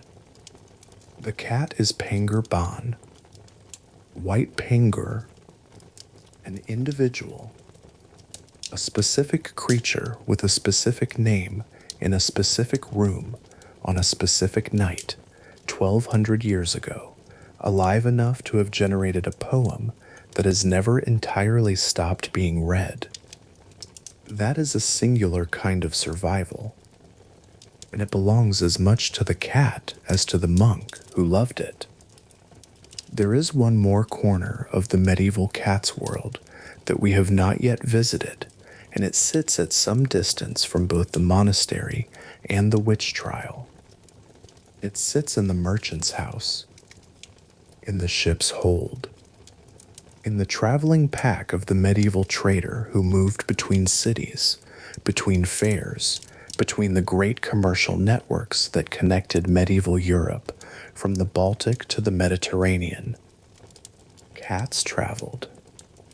They went on ships as working animals, standard cargo on medieval trading vessels, whose grain-laden holds were exactly the kind of environment that rodents found irresistible and that cats found like an endlessly replenished hunting ground.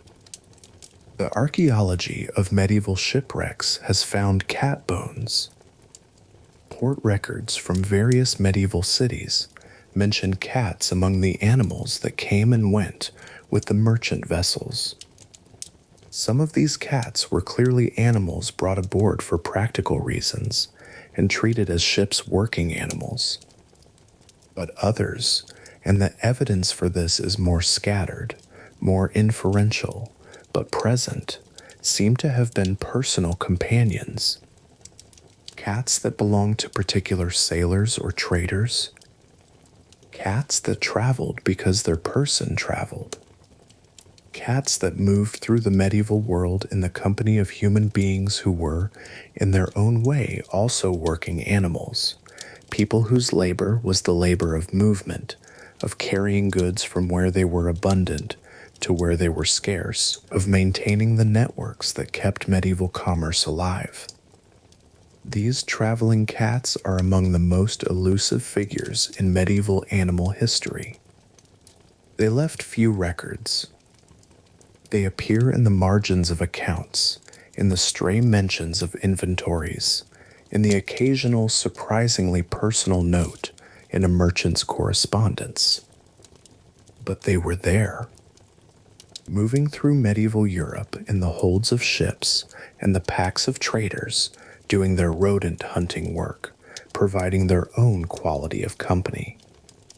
Arriving in cities they had never been in, sleeping in warehouses and tavern rooms, leaving again with the tide or the road, never quite belonging to any single place. Always, in that specifically feline way, at home wherever they were. That too is part of the medieval cat story. Not just the sacred and the profane, not just the monastery and the witch trial, but the long road, the ship in the night, the small warm weight of a traveling cat, curled against the cold, entirely unbothered by the question of where it was going. We carry all of this with us now, the poem, the practical necessity, the fear, the tenderness, the woman who paid too high a price for her cat's company, the monk who did not, as we prepare to make our final descent. From the high places and the dark corners, down to something simpler, something older, something that has been waiting with the patience of a creature that has been waiting for a very long time for us to arrive. The dog is at the end of the hall, and what it carries in its long history, in its specific medieval life, in the stone figure of it that lies at the feet of the carved dead, is the last and perhaps the deepest thing that tonight has to offer. Let us go and find it. There is a church in Wales. It is a small church, as many Welsh churches are, stone-built, ancient, set into a landscape of hills and water in the way that suggests it grew there rather than was constructed, that it is as much a feature of the ground as the rock outcroppings and the sheep-worn paths. Inside this church there is a grave. It belongs to Llewellyn ap Iorwerth, Llewellyn the Great, Prince of Gwynedd, one of the most powerful Welsh rulers of the 13th century. And beside the grave, in the village of Bedgelert, whose name means, in Welsh, the grave of Gelert, there is a story. You may have heard it. Most people who encounter it assume it is ancient, documentably ancient, rooted in the medieval world it describes. The truth is somewhat more complicated, and we will come to that. But the story itself is worth telling first, because it has survived for a reason, because it touches something real. Llewellyn, the story goes, returns from a hunt to find his faithful hound, Gelert, covered in blood. His infant son is missing from his cradle. Llewellyn draws the only conclusion that seems available: the dog has killed the child, and drives his sword into the hound. And then, in the silence that follows, he hears a sound, a cry, his son, alive and unharmed, beneath the overturned cradle. And beside the child, dead, a wolf, the wolf that Jalert had killed in defense of the baby while his master was away. Lillywellin's grief at what he has done, the grief of a man who has destroyed his most loyal companion out of a moment's misreading, is, the story tells us, inconsolable. He never smiles again. He buries Jalert with ceremony in a place that bears the dog's name from that day forward. The story is, in its bones, a story about the cost of distrust, about the irreversibility of a judgment made in anger and grief, about what it means to destroy something faithful because you could not, in one terrible moment, read the evidence correctly. And it endures because those themes are not medieval themes. They are human ones. The historical record suggests that the story as we know it was attached to the Bedtime location relatively late, perhaps in the 18th century, as a piece of local legend that drew visitors to a beautiful place. But the story itself is older than its Welsh location. Versions of it appear across medieval Europe in French and German and Norse sources, attached to different dogs and different princes and different landscapes. The tale migrated because it carried something that medieval people recognized. Not a fact, but a feeling. The feeling of having misjudged the faithful. The specific, irreversible grief of that. The dog in the Middle Ages occupied a position unlike any other animal in the human world. It was the oldest companion, the most various in its forms and functions, the most thoroughly integrated into every layer of medieval life, from the highest castle to the lowest cottage. Medieval dogs worked. They worked in ways that were specific, trained, and socially recognized, ways that gave different breeds of dog different social meanings, different places in the hierarchy of human life. The great hunting hounds, the deerhound, the greyhound, the limer, the eland, were aristocratic animals. They ran with the nobility. They were maintained in purpose-built kennels by dedicated kennel masters whose role in a great household was as distinct and as professionally defined as the role of the falconer. The care of these animals was a science. Medieval hunting manuals devote extraordinary attention to the health, feeding, training, and management of hunting dogs. The 14th century text known as the Master of Game, translated and expanded from a French original by Edward, Duke of York, who died at Agincourt, is, among other things, one of the most detailed and affectionate accounts of dog life ever produced. The Duke writes about the nature of dogs with a warmth that is sometimes startling in its frankness. The hound, he says, loves his master above all other creatures. He is loyal beyond reason. He mourns when separated. He rejoices with a completeness of feeling that human beings are rarely capable of expressing so openly. The Duke is not being sentimental in the modern sense. He is observing, with the precision of someone who has spent his life in the company of dogs, something that he regards as plain and verifiable fact. And he is not unique in this. Across the medieval period, in sources ranging from hunting manuals to theological texts to personal correspondence, the same observations about dogs recur. Their loyalty, their capacity for grief, Their ability to read human emotional states with an accuracy that sometimes seemed to medieval observers uncanny. Dogs were present at births, at deaths, at the daily intimate moments of medieval domestic life in a way that no other animal was. They slept in bedchambers. They sat at meals. They accompanied their owners on journeys in ways that the more practically valuable but less emotionally integrated animals, the horse, the ox, the hawk, did not.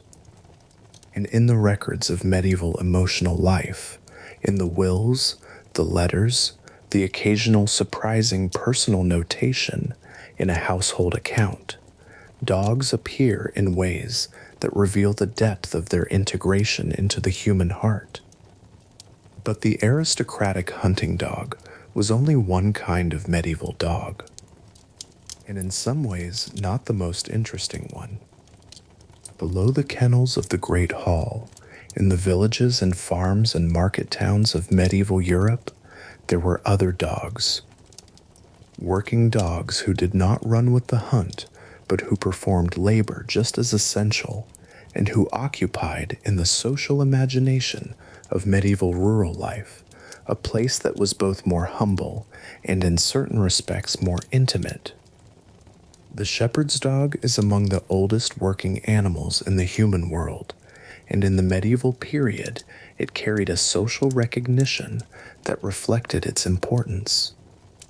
Medieval law codes in England, Wales, and much of the continent placed specific valuations on shepherd dogs that set them apart from other dogs.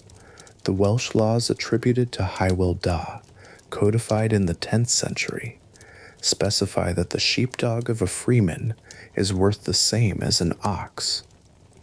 An ox. We have already spent time understanding what an ox was worth in the medieval world, the legal battles it generated, the communities it sustained, the catastrophe its loss represented for the families that depended on it. To say that a shepherd's dog was worth an ox was not a casual comparison. It was a precise legal statement about the economic contribution of an animal whose work, managing hundreds of sheep across open hillsides, keeping them from predators, guiding them through seasonal movement with a precision and a stamina that no human could match, was as fundamental to the pastoral economy as the ox's plowing was to the arable one. These dogs worked without the glamour of the hunting field and without the symbolic weight of the aristocratic kennel. They worked in weather and on hillsides, and in the dark hours before dawn, when the flock was vulnerable and the shepherd was still asleep.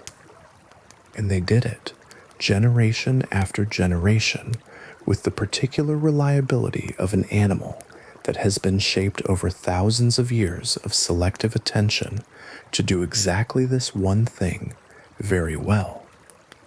The medieval shepherd who worked with a good dog knew it the way a good craftsman knows a tool that fits perfectly in the hand. Not as a possession, not quite as a companion in the emotional register of the chamberlain's hound or the lady's lapdog, but as a working partner, something whose competence you relied on, whose judgment in the field you trusted, whose absence would have made your work not just harder, but in certain conditions impossible without the dog.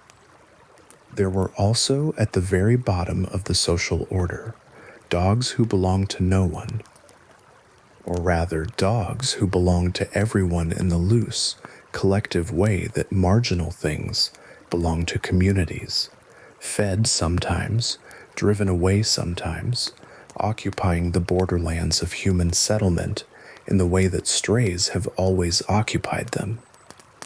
Medieval towns had dog problems in the same way that medieval towns had drainage problems and noise problems and the general chaos problems of dense human habitation. There are municipal records from various medieval European cities, ordering the removal or destruction of stray dogs.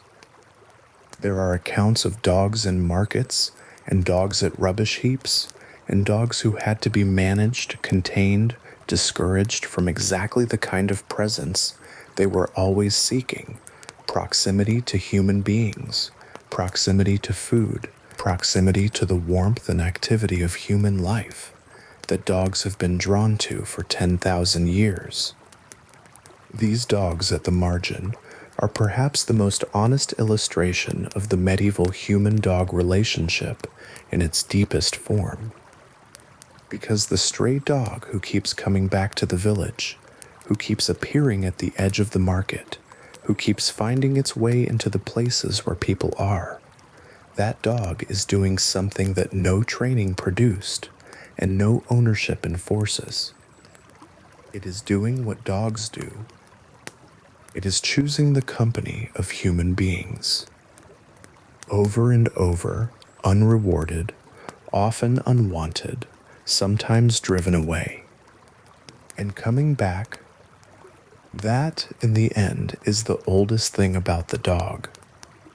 Older than the hunting kennel, older than the heraldic tomb, older than all the legal valuations and all the hunting manuals and all the carefully maintained aristocratic bloodlines. The dog came toward us. We did not go and get it. It chose this. And everything that followed, the 10,000 years of cooperation, the hunting and the herding and the healing and the keeping of company, everything that followed began with that original, unreasonable, persistent choice. There is a category of medieval object that tends to stop people when they encounter it for the first time. It is the tomb effigy. In churches across England and France and Germany and Spain, in the great cathedrals and in the small parish churches alike, there are stone figures of the medieval dead, carved in full length, lying on the tops of their tombs in attitudes of eternal composed rest. Hands folded, faces peaceful, and at their feet, in many cases, a dog, small or large, detailed or schematic, sometimes collared, sometimes not. But there, at the feet of the carved dead, present in stone as the animal had been present in life. The interpretation of these carved dogs has been debated. Some scholars read them as pure heraldic symbols, representations of loyalty in the abstract, placed there as a statement about the virtues of the person buried below. Others read them as something more personal, a specific animal, a known companion, memorialized because its presence in life was real enough to warrant its presence in death. The truth is probably both, and the ambiguity is itself informative. Because in the medieval imagination, the symbolic and the personal were not easily separated. A dog that stood for loyalty in the abstract was also a dog that had been loyal in the specific, that had sat beside a specific person on specific evenings, that had followed them on particular journeys, that had known their voice and their step and the particular quality of their presence in a room. The symbol was not separate from the reality. It was the reality, formalized, generalized, made permanent in stone. There is a tomb in Lincoln Cathedral, the tomb of a knight, his name not our immediate concern, on which the carved dog is so specifically rendered that it has been identified by modern art historians as almost certainly a portrait. Not a generic heraldic hound, but a particular dog. Its posture, the set of its ears, the specific way its front paws are crossed. These are the details of observation, not convention. Someone looked at a specific dog and carved what they saw. That dog is in stone now. It has been in stone for 700 years, and something about the specificity of it, the fact that it is not a symbol but a likeness, is quietly moving in a way that is difficult to fully articulate. The person who commissioned that tomb wanted that dog there, wanted it recognizable, wanted anyone who looked at it to understand that this was not any dog, but a particular one, that the relationship it represented was not abstract loyalty, but a specific, lived, daily companionship, that the person in the stone beneath had been known and accompanied and was worth mourning by something more than human hands. The dog was also, in the medieval world, a healer, or rather, it occupied a role in the medieval understanding of illness and recovery that modern medicine has only recently begun to take seriously again. Medieval medical texts make reference to the curative properties of a dog's lick, the belief, which has some basis in the actual antibacterial properties of canine saliva, that a dog's tongue applied to a wound could assist healing. The connection had sacred precedent. In the Gospel of Luke, the dogs who lick the sores of the poor man Lazarus carry no note of condemnation, and certain medieval commentators read their presence not as degradation, but as a kind of mercy, the body's pain being attended to by the one creature always willing to attend. The great hospital of Saint-Gilles in Provence, in southern France, had a documented tradition of allowing dogs into wards. This was not carelessness. It reflected a medical understanding rooted in Galenic theory but shaped by long practical observation that the presence of an animal could calm the agitated patient, warm the feverish body, and provide a quality of continuous company that the overworked nursing staff of a medieval hospital could not always manage. We would recognize it today. We would call it animal-assisted therapy and cite studies and produce data.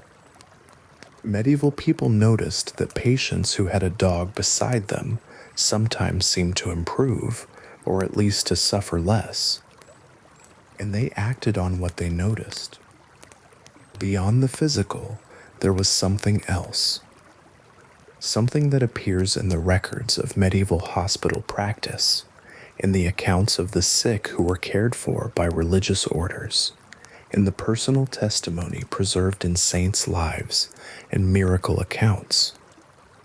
Dogs sat with the ill, not as a therapeutic intervention, not as a protocol, but because dogs go where their people are. If their person was in a sickbed, they went to the sickbed. And in an era before germ theory, before the careful sanitary separation of patient from visitor that modern medicine requires, they were allowed to stay. The presence of a dog beside a sickbed is documented enough in medieval sources to be treated as unremarkable. It was part of what illness looked like, part of the scene, and what that meant for the person who was ill, the company, the warmth, the particular quality of presence that a dog provides, the sense of being accompanied through something frightening, falls into that category of medieval experience that no official record was ever designed to capture. But it was there. It was felt. And it mattered. Let us sit with one final scene before we move on. It is late in the 14th century. An old knight lies in a room in a manor house in the English Midlands. He has been in this room for 3 weeks. He will not leave it. Everyone in the household knows this, and the knowledge has given the house a particular quality of suspended time, the careful, muffled quality of a place that is waiting for something that cannot be hurried. The fire is kept at a steady burn. The light through the window is the soft gray of a November afternoon. There are people who come and go, his daughter, the priest, a servant who sees to his physical needs with the practiced quietness of someone trained not to draw attention to what they are doing. And at the foot of the bed there is a dog. A large dog, getting old himself, a greyhound probably, gray-muzzled now, with the particular dignity that old greyhounds develop, as if they have seen enough of the world to have arrived at a settled view of it. The dog has been there since the morning. It came in with the first servant of the day, and when the servant left, it stayed. No one put it there. No one decided that this was where it should be. It is there because this is where its person is, and it will stay until its person is not. The old knight is not asleep. He is somewhere between sleep and waking, in that particular altered state of late serious illness, in which the boundaries between inner and outer become uncertain, in which the room and the self are not quite as separate as they usually are. He is aware of the dog. He is aware of it the way you are aware of something that has been a constant in your life for so long that its presence has become part of the texture of consciousness rather than a separate object of attention. He does not look at it. He does not need to. He knows it is there the way he knows his own breathing is there. Outside the window, the November light is failing. The priest will come again soon with his prayers and his oil and the formal apparatus of a Christian death. And that is right and fitting, and the old knight has made his peace with it. But in this moment, in this quiet gray afternoon hour before the priest arrives and the formalities begin, what is most present to him is not the theology.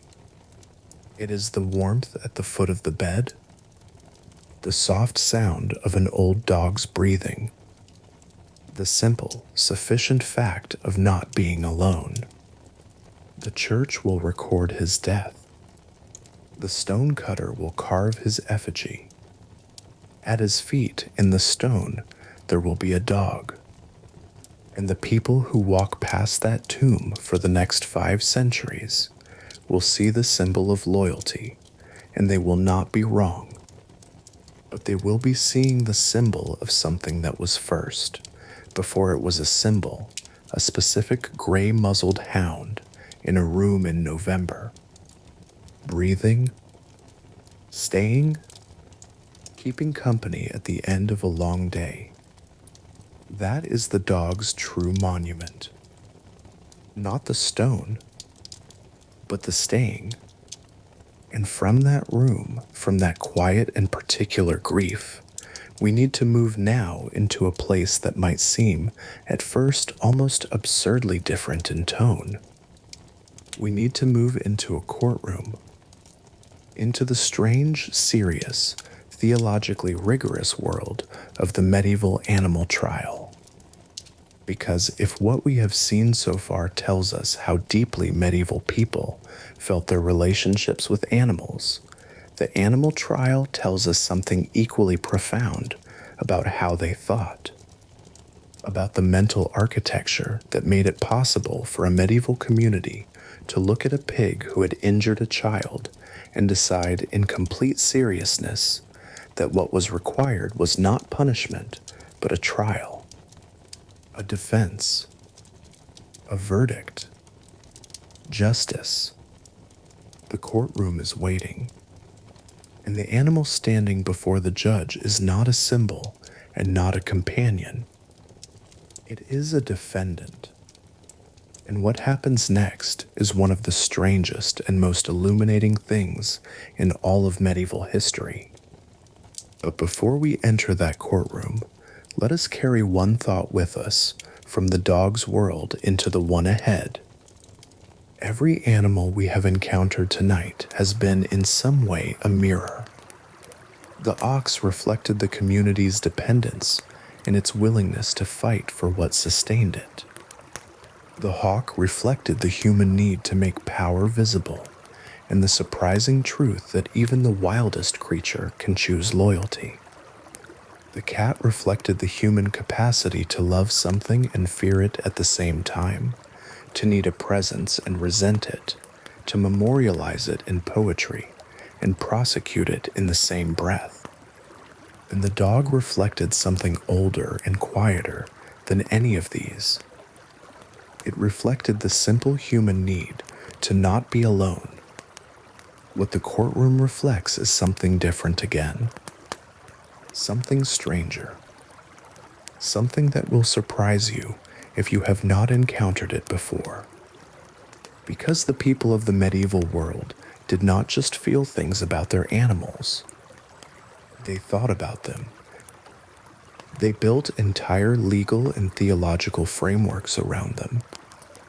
And those frameworks reveal a vision of the world, of order, of meaning, of the relationship between the human and the non-human that is more coherent and more seriously considered than we might expect.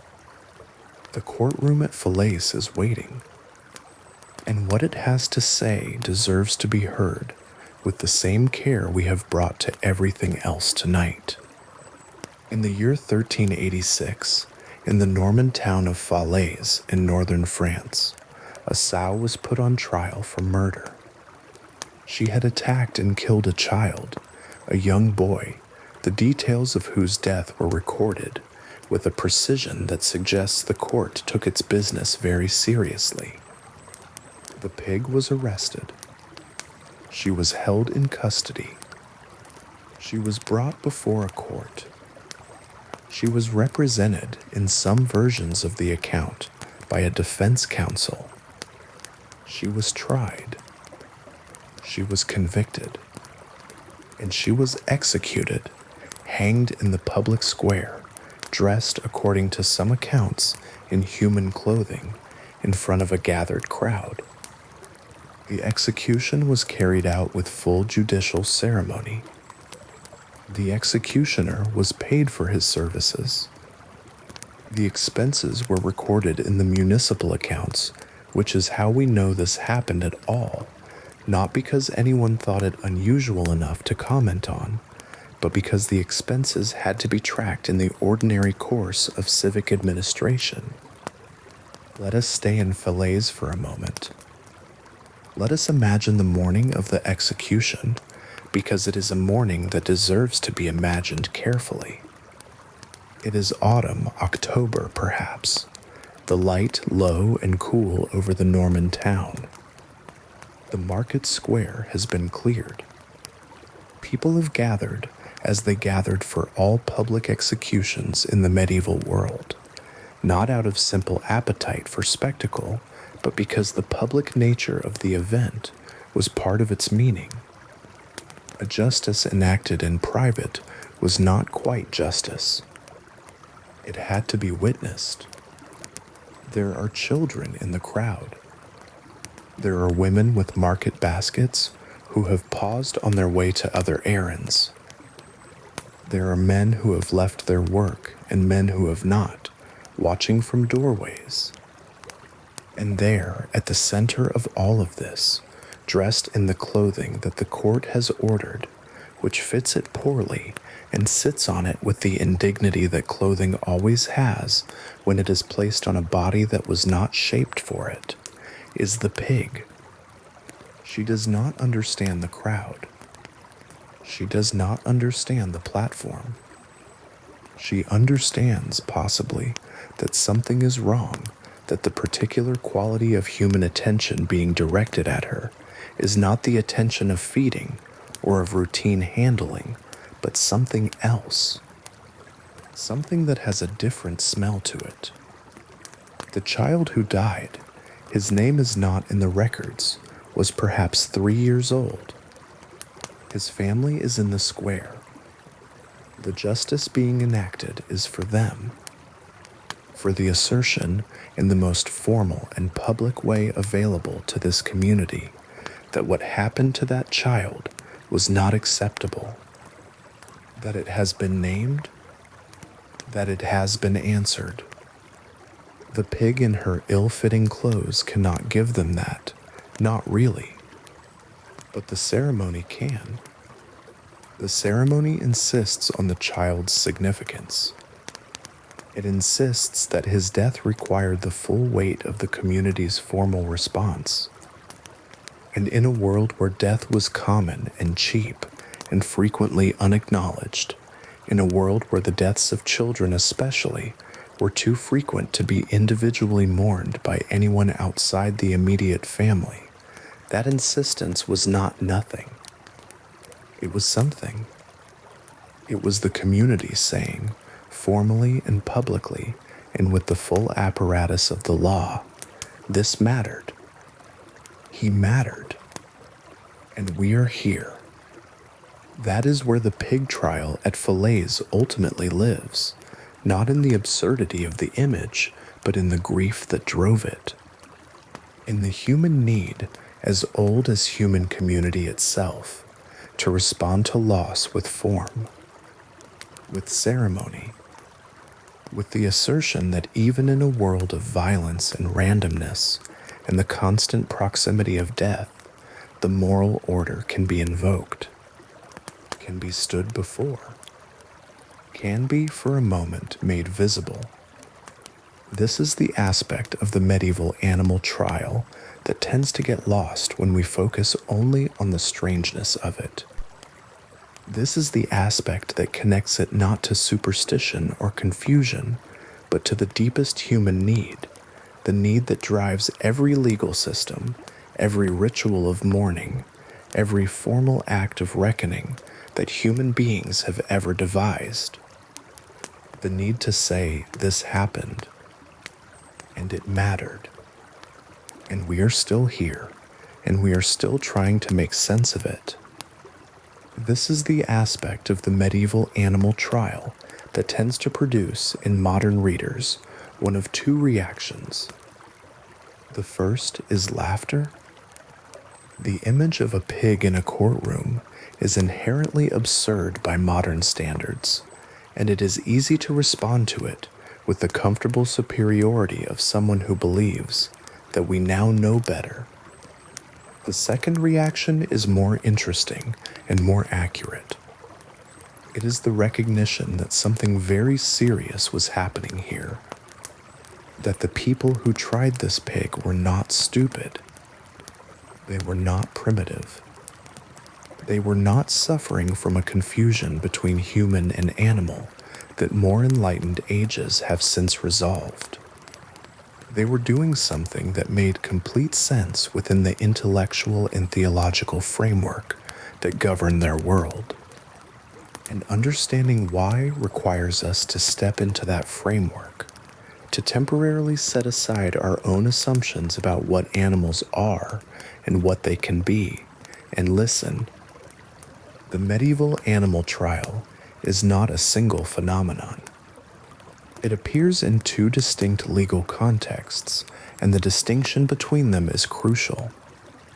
The first context is secular criminal law.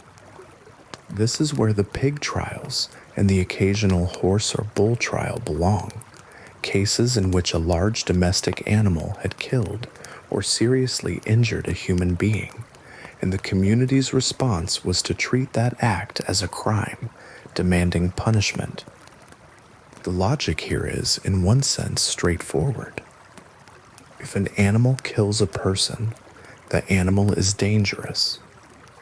It needs to be removed from the community. The question is, why do so through a trial rather than through simple slaughter? The answer lies in the medieval understanding of justice as a public, communal, ceremonial act. Justice in the medieval world was not merely an outcome, not merely the removal of a threat or the satisfaction of a grievance.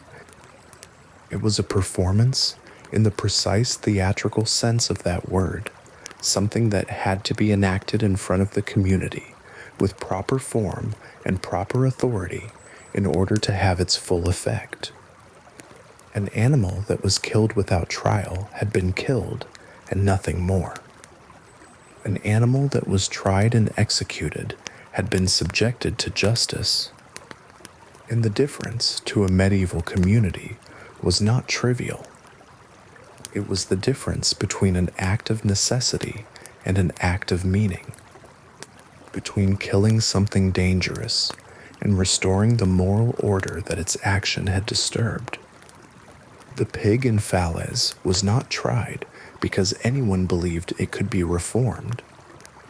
It was tried because the child it had killed deserved justice, because the family deserved to see justice done, because the community needed, publicly and formally, to reassert that the death of a child mattered, that it could not be addressed with a quiet disposal, but required the full apparatus of the law.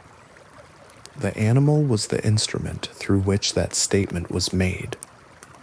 The second context for medieval animal trials is entirely different, and in some ways even more philosophically interesting.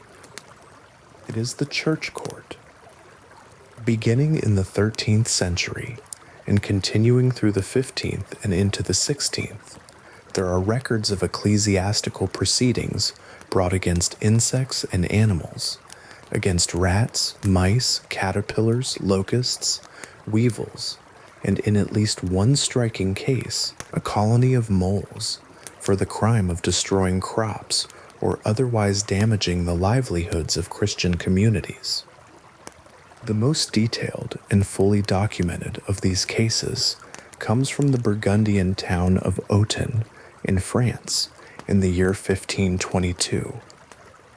The local rats had been destroying the barley crop. The farmers brought a formal complaint to the ecclesiastical court. The Bishop of Autun appointed a defense counsel, a young lawyer named Bartholomew Chassagne, who would go on to become one of the most distinguished legal minds in France, to represent the rats. Chassagne's defense was by any measure extraordinary. When the rats failed to appear for the first summons, he argued that the summons had been insufficient, that it had been posted in only a few villages, whereas the rats were scattered across the entire diocese, and all of them deserved individual notice. The court agreed. A second summons was issued, broader in scope. The rats still did not appear. Chassagne argued that they could not safely travel to the court. The roads were full of cats, and the rats could not be expected to risk their lives to comply with a legal obligation. The court again found merit in this argument. What makes this episode so striking is not its strangeness, but its sophistication. Chassagne was not making a joke. He was practicing law, applying genuine legal principles about due process and the rights of defendants and the conditions necessary for fair adjudication to a situation that his training required him to take seriously. And the court was not indulging him. It was engaging with the arguments on their merits. Because within the framework of medieval ecclesiastical law, the questions Chassagne was raising were real ones. If animals were subject to church authority, and the prevailing theological position held that they were, as creatures of God, dwelling within the jurisdiction of his church, then they were entitled to the protections that church law extended to defendants. The logic was circular only if you stepped outside the framework. From inside it, it was entirely coherent. These proceedings were brought not by secular courts seeking to punish, but by church officials seeking to negotiate.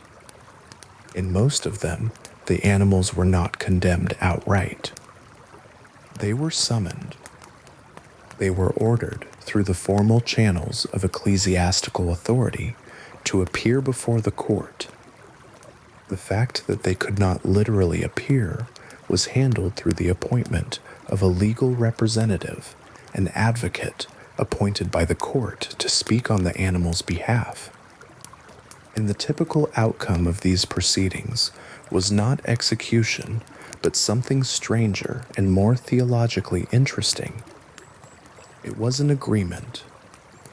The animals were ordered to desist, to remove themselves from the affected land, to relocate to a designated area where they could exist without causing harm. If they did not comply, they were excommunicated, or anathematized, formally cursed with the authority of the church, or in some cases, subjected to both. The legal arguments deployed in these proceedings were sophisticated. Defense advocates in insect trials made arguments about the creature's right to exist, about their status as God's creatures, with a legitimate place in the created order, about the proportionality of the punishment being sought. Prosecuting advocates made arguments about the damage caused, about the rights of Christian farmers, about the authority of the church to regulate the conduct of all creatures within its spiritual jurisdiction. These were not mock arguments. They were genuine legal reasoning, conducted with the same seriousness and the same reference to precedent and authority that any other ecclesiastical proceeding demanded. The philosopher and legal historian who has written most illuminatingly about this tradition, E.P. Evans, in his 1906 work on the criminal prosecution of animals, noted that the proceedings had their own internal coherence, their own jurisprudential logic. They were not evidence of confused thinking. They were evidence of a different kind of thinking, a kind that located human beings within a moral order that extended to all of creation, and that took seriously the idea that that order could be invoked through proper authority to govern the behavior of animals as well as people. What fascinates me about the animal trial, taken as a whole, is what it reveals about the medieval conception of the world's moral architecture. In the modern understanding, animals are outside morality. They cannot be guilty. They cannot be innocent. They are amoral, not immoral, not moral, but operating in a register that exists prior to the moral categories we apply to persons. When an animal injures someone, we respond as we respond to a natural disaster. We remove the threat. We do not punish. The medieval world held a different view. Not a uniform view. There was debate within medieval theology and law about exactly what moral status animals possessed, and the debate was more nuanced than the animal trials might suggest. But the dominant medieval understanding placed human beings and animals within the same created order, subject to the same divine governance, and therefore capable, within limits, of being addressed by the moral and legal apparatus that order required. When a pig killed a child, it had transgressed. When a swarm of locusts destroyed a harvest, it had trespassed on the rights of the Christian community. The transgression could be addressed. The trespass could be adjudicated, not because the pig understood what it had done, not because the locusts could comply with a court order, but because the formal enactment of justice, the ritual assertion of moral order, had value independent of whether the defendant could comprehend its meaning. The trial was for the community as much as for the animal. It was a way of saying the moral order holds. Even here, even now, even in this. And there is something in that impulse, in the human need to respond to harm and chaos with formal structure, with ceremony, with the assertion that things can be adjudicated, that wrongdoing can be named and addressed that is not entirely alien to the modern mind. We have redirected it elsewhere. We no longer try animals, but we still need, in our moments of loss and injustice and the particular helplessness of harm that cannot easily be explained, to feel that some form of reckoning is possible. The pig in the courtroom at Falaise was not a mistake of history. It was a human response to pain, one of many, and it understood something we have perhaps too quickly discarded, that the act of naming a wrong, of bringing it before a formal witness, of insisting on its significance in the presence of a community, matters. Even when the defendant cannot hear, even when the outcome changes nothing about what has already happened. The act of reckoning matters. There is a detail in the Falaise records that tends to go unmentioned. After the sow's execution, the court ordered that her 6 piglets, too young to have participated in the attack, too young to bear responsibility, were to be pardoned. They were spared. The distinction mattered to the court. The mother had acted, the piglets had not, and the law, in its medieval form, was attentive enough to that distinction to record it. This is not the behavior of people who could not tell the difference between an animal and a person. This is the behavior of people working within a moral framework that took the difference between guilt and innocence seriously, even across the boundary of species. Even in a courtroom where the defendant could not speak in its own defense. The 6 piglets went back to the farm. The record does not follow them. But they were there, somewhere in Normandy, in the autumn of 1386, living out their unremarkable lives in the ordinary way of pigs, entirely unaware that they had been the subjects of a legal judgment. Entirely unaware that a court had looked at them and decided, in complete seriousness, these ones are innocent. Let them go. And so we arrive, at last, at the end of tonight's long journey through the medieval world of animals. We have come a great distance. We began before dawn in a cold field with a man and his ox, with the particular, wordless intimacy of absolute dependence, the kind of relationship that the medieval world created between people and animals in ways that our own era has largely dismantled. We moved from the field to the courtyard, where a hawk on a gloved fist spoke the language of power and hierarchy and the carefully performed grammar of medieval status, and where, behind all of that performance, a real relationship existed between a real person and a wild creature that chose, every time it was released, whether or not to come back. We went inside, then, to the monastery corner, where a white cat slept beside a monk who wrote, in a language already becoming ancient, that the two of them were not so different, both hunters, both absorbed in their work, both finding in the quiet night hours the particular satisfaction of doing what they were made to do. And we found the cat's darker history too, the fear it generated, the women who suffered for the company they kept, the way a creature that was economically necessary and emotionally comforting could become, in certain contexts and certain centuries, the shape onto which a community projected its worst fears. We sat with the dog. We understood, through its long medieval history, in the kennel and the shepherd's hillside, and the sick room and the tomb, that the dog's relationship with human beings is not a medieval story or a modern story.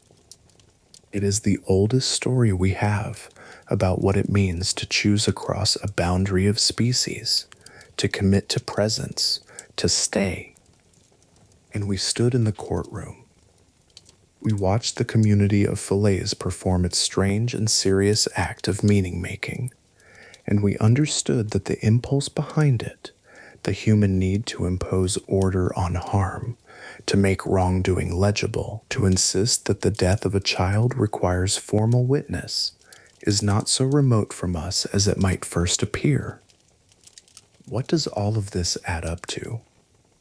Here is what the medieval relationship with animals ultimately reveals.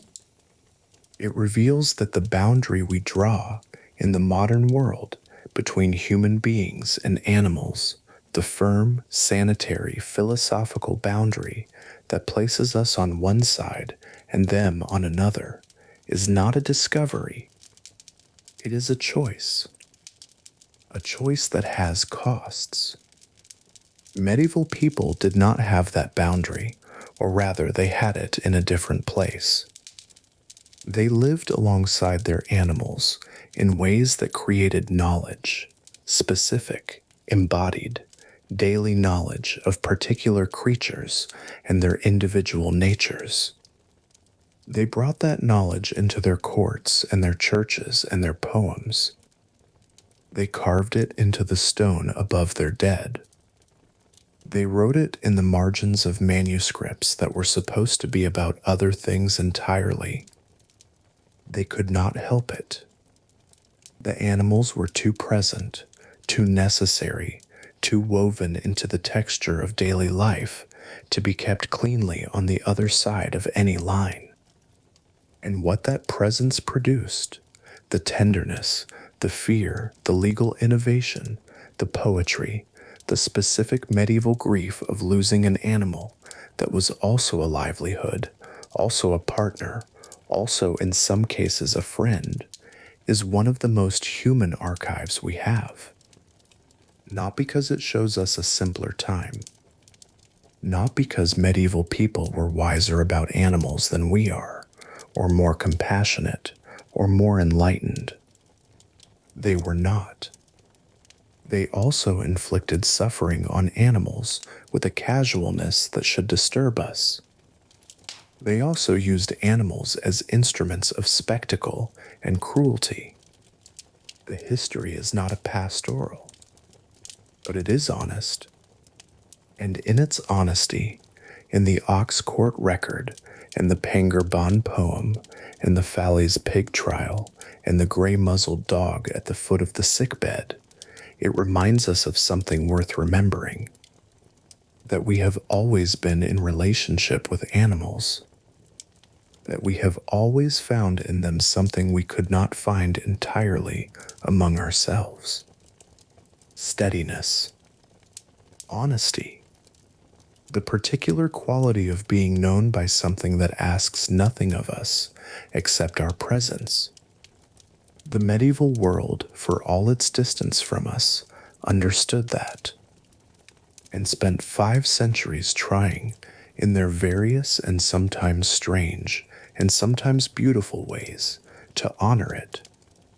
Tonight has been a long journey, and you have been a quiet and generous companion through it. Thank you for staying with the ox in the cold field, with the hawk in the September sky, with the monk and his cat, with the old dog in the November room. Thank you for sitting in the courtroom at Fillets without laughing. Thank you for following this thread, the thread of human beings and the animals beside them through all its turnings.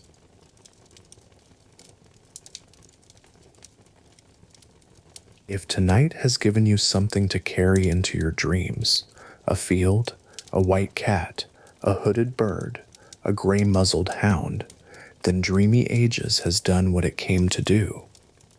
And there are more journeys waiting when you are ready, so please subscribe this channel now. More hidden histories. More quiet corners of the past where the most important things were never quite written down, but left traces in stone, in law, in poetry, in the particular shape of a field that remembers the animal that first broke it. For now, though, let the past grow quiet around you. Let the field rest. Let the hawk settle onto its perch in the dark. Let the cat find its corner. Let the dog lie down. Sleep well.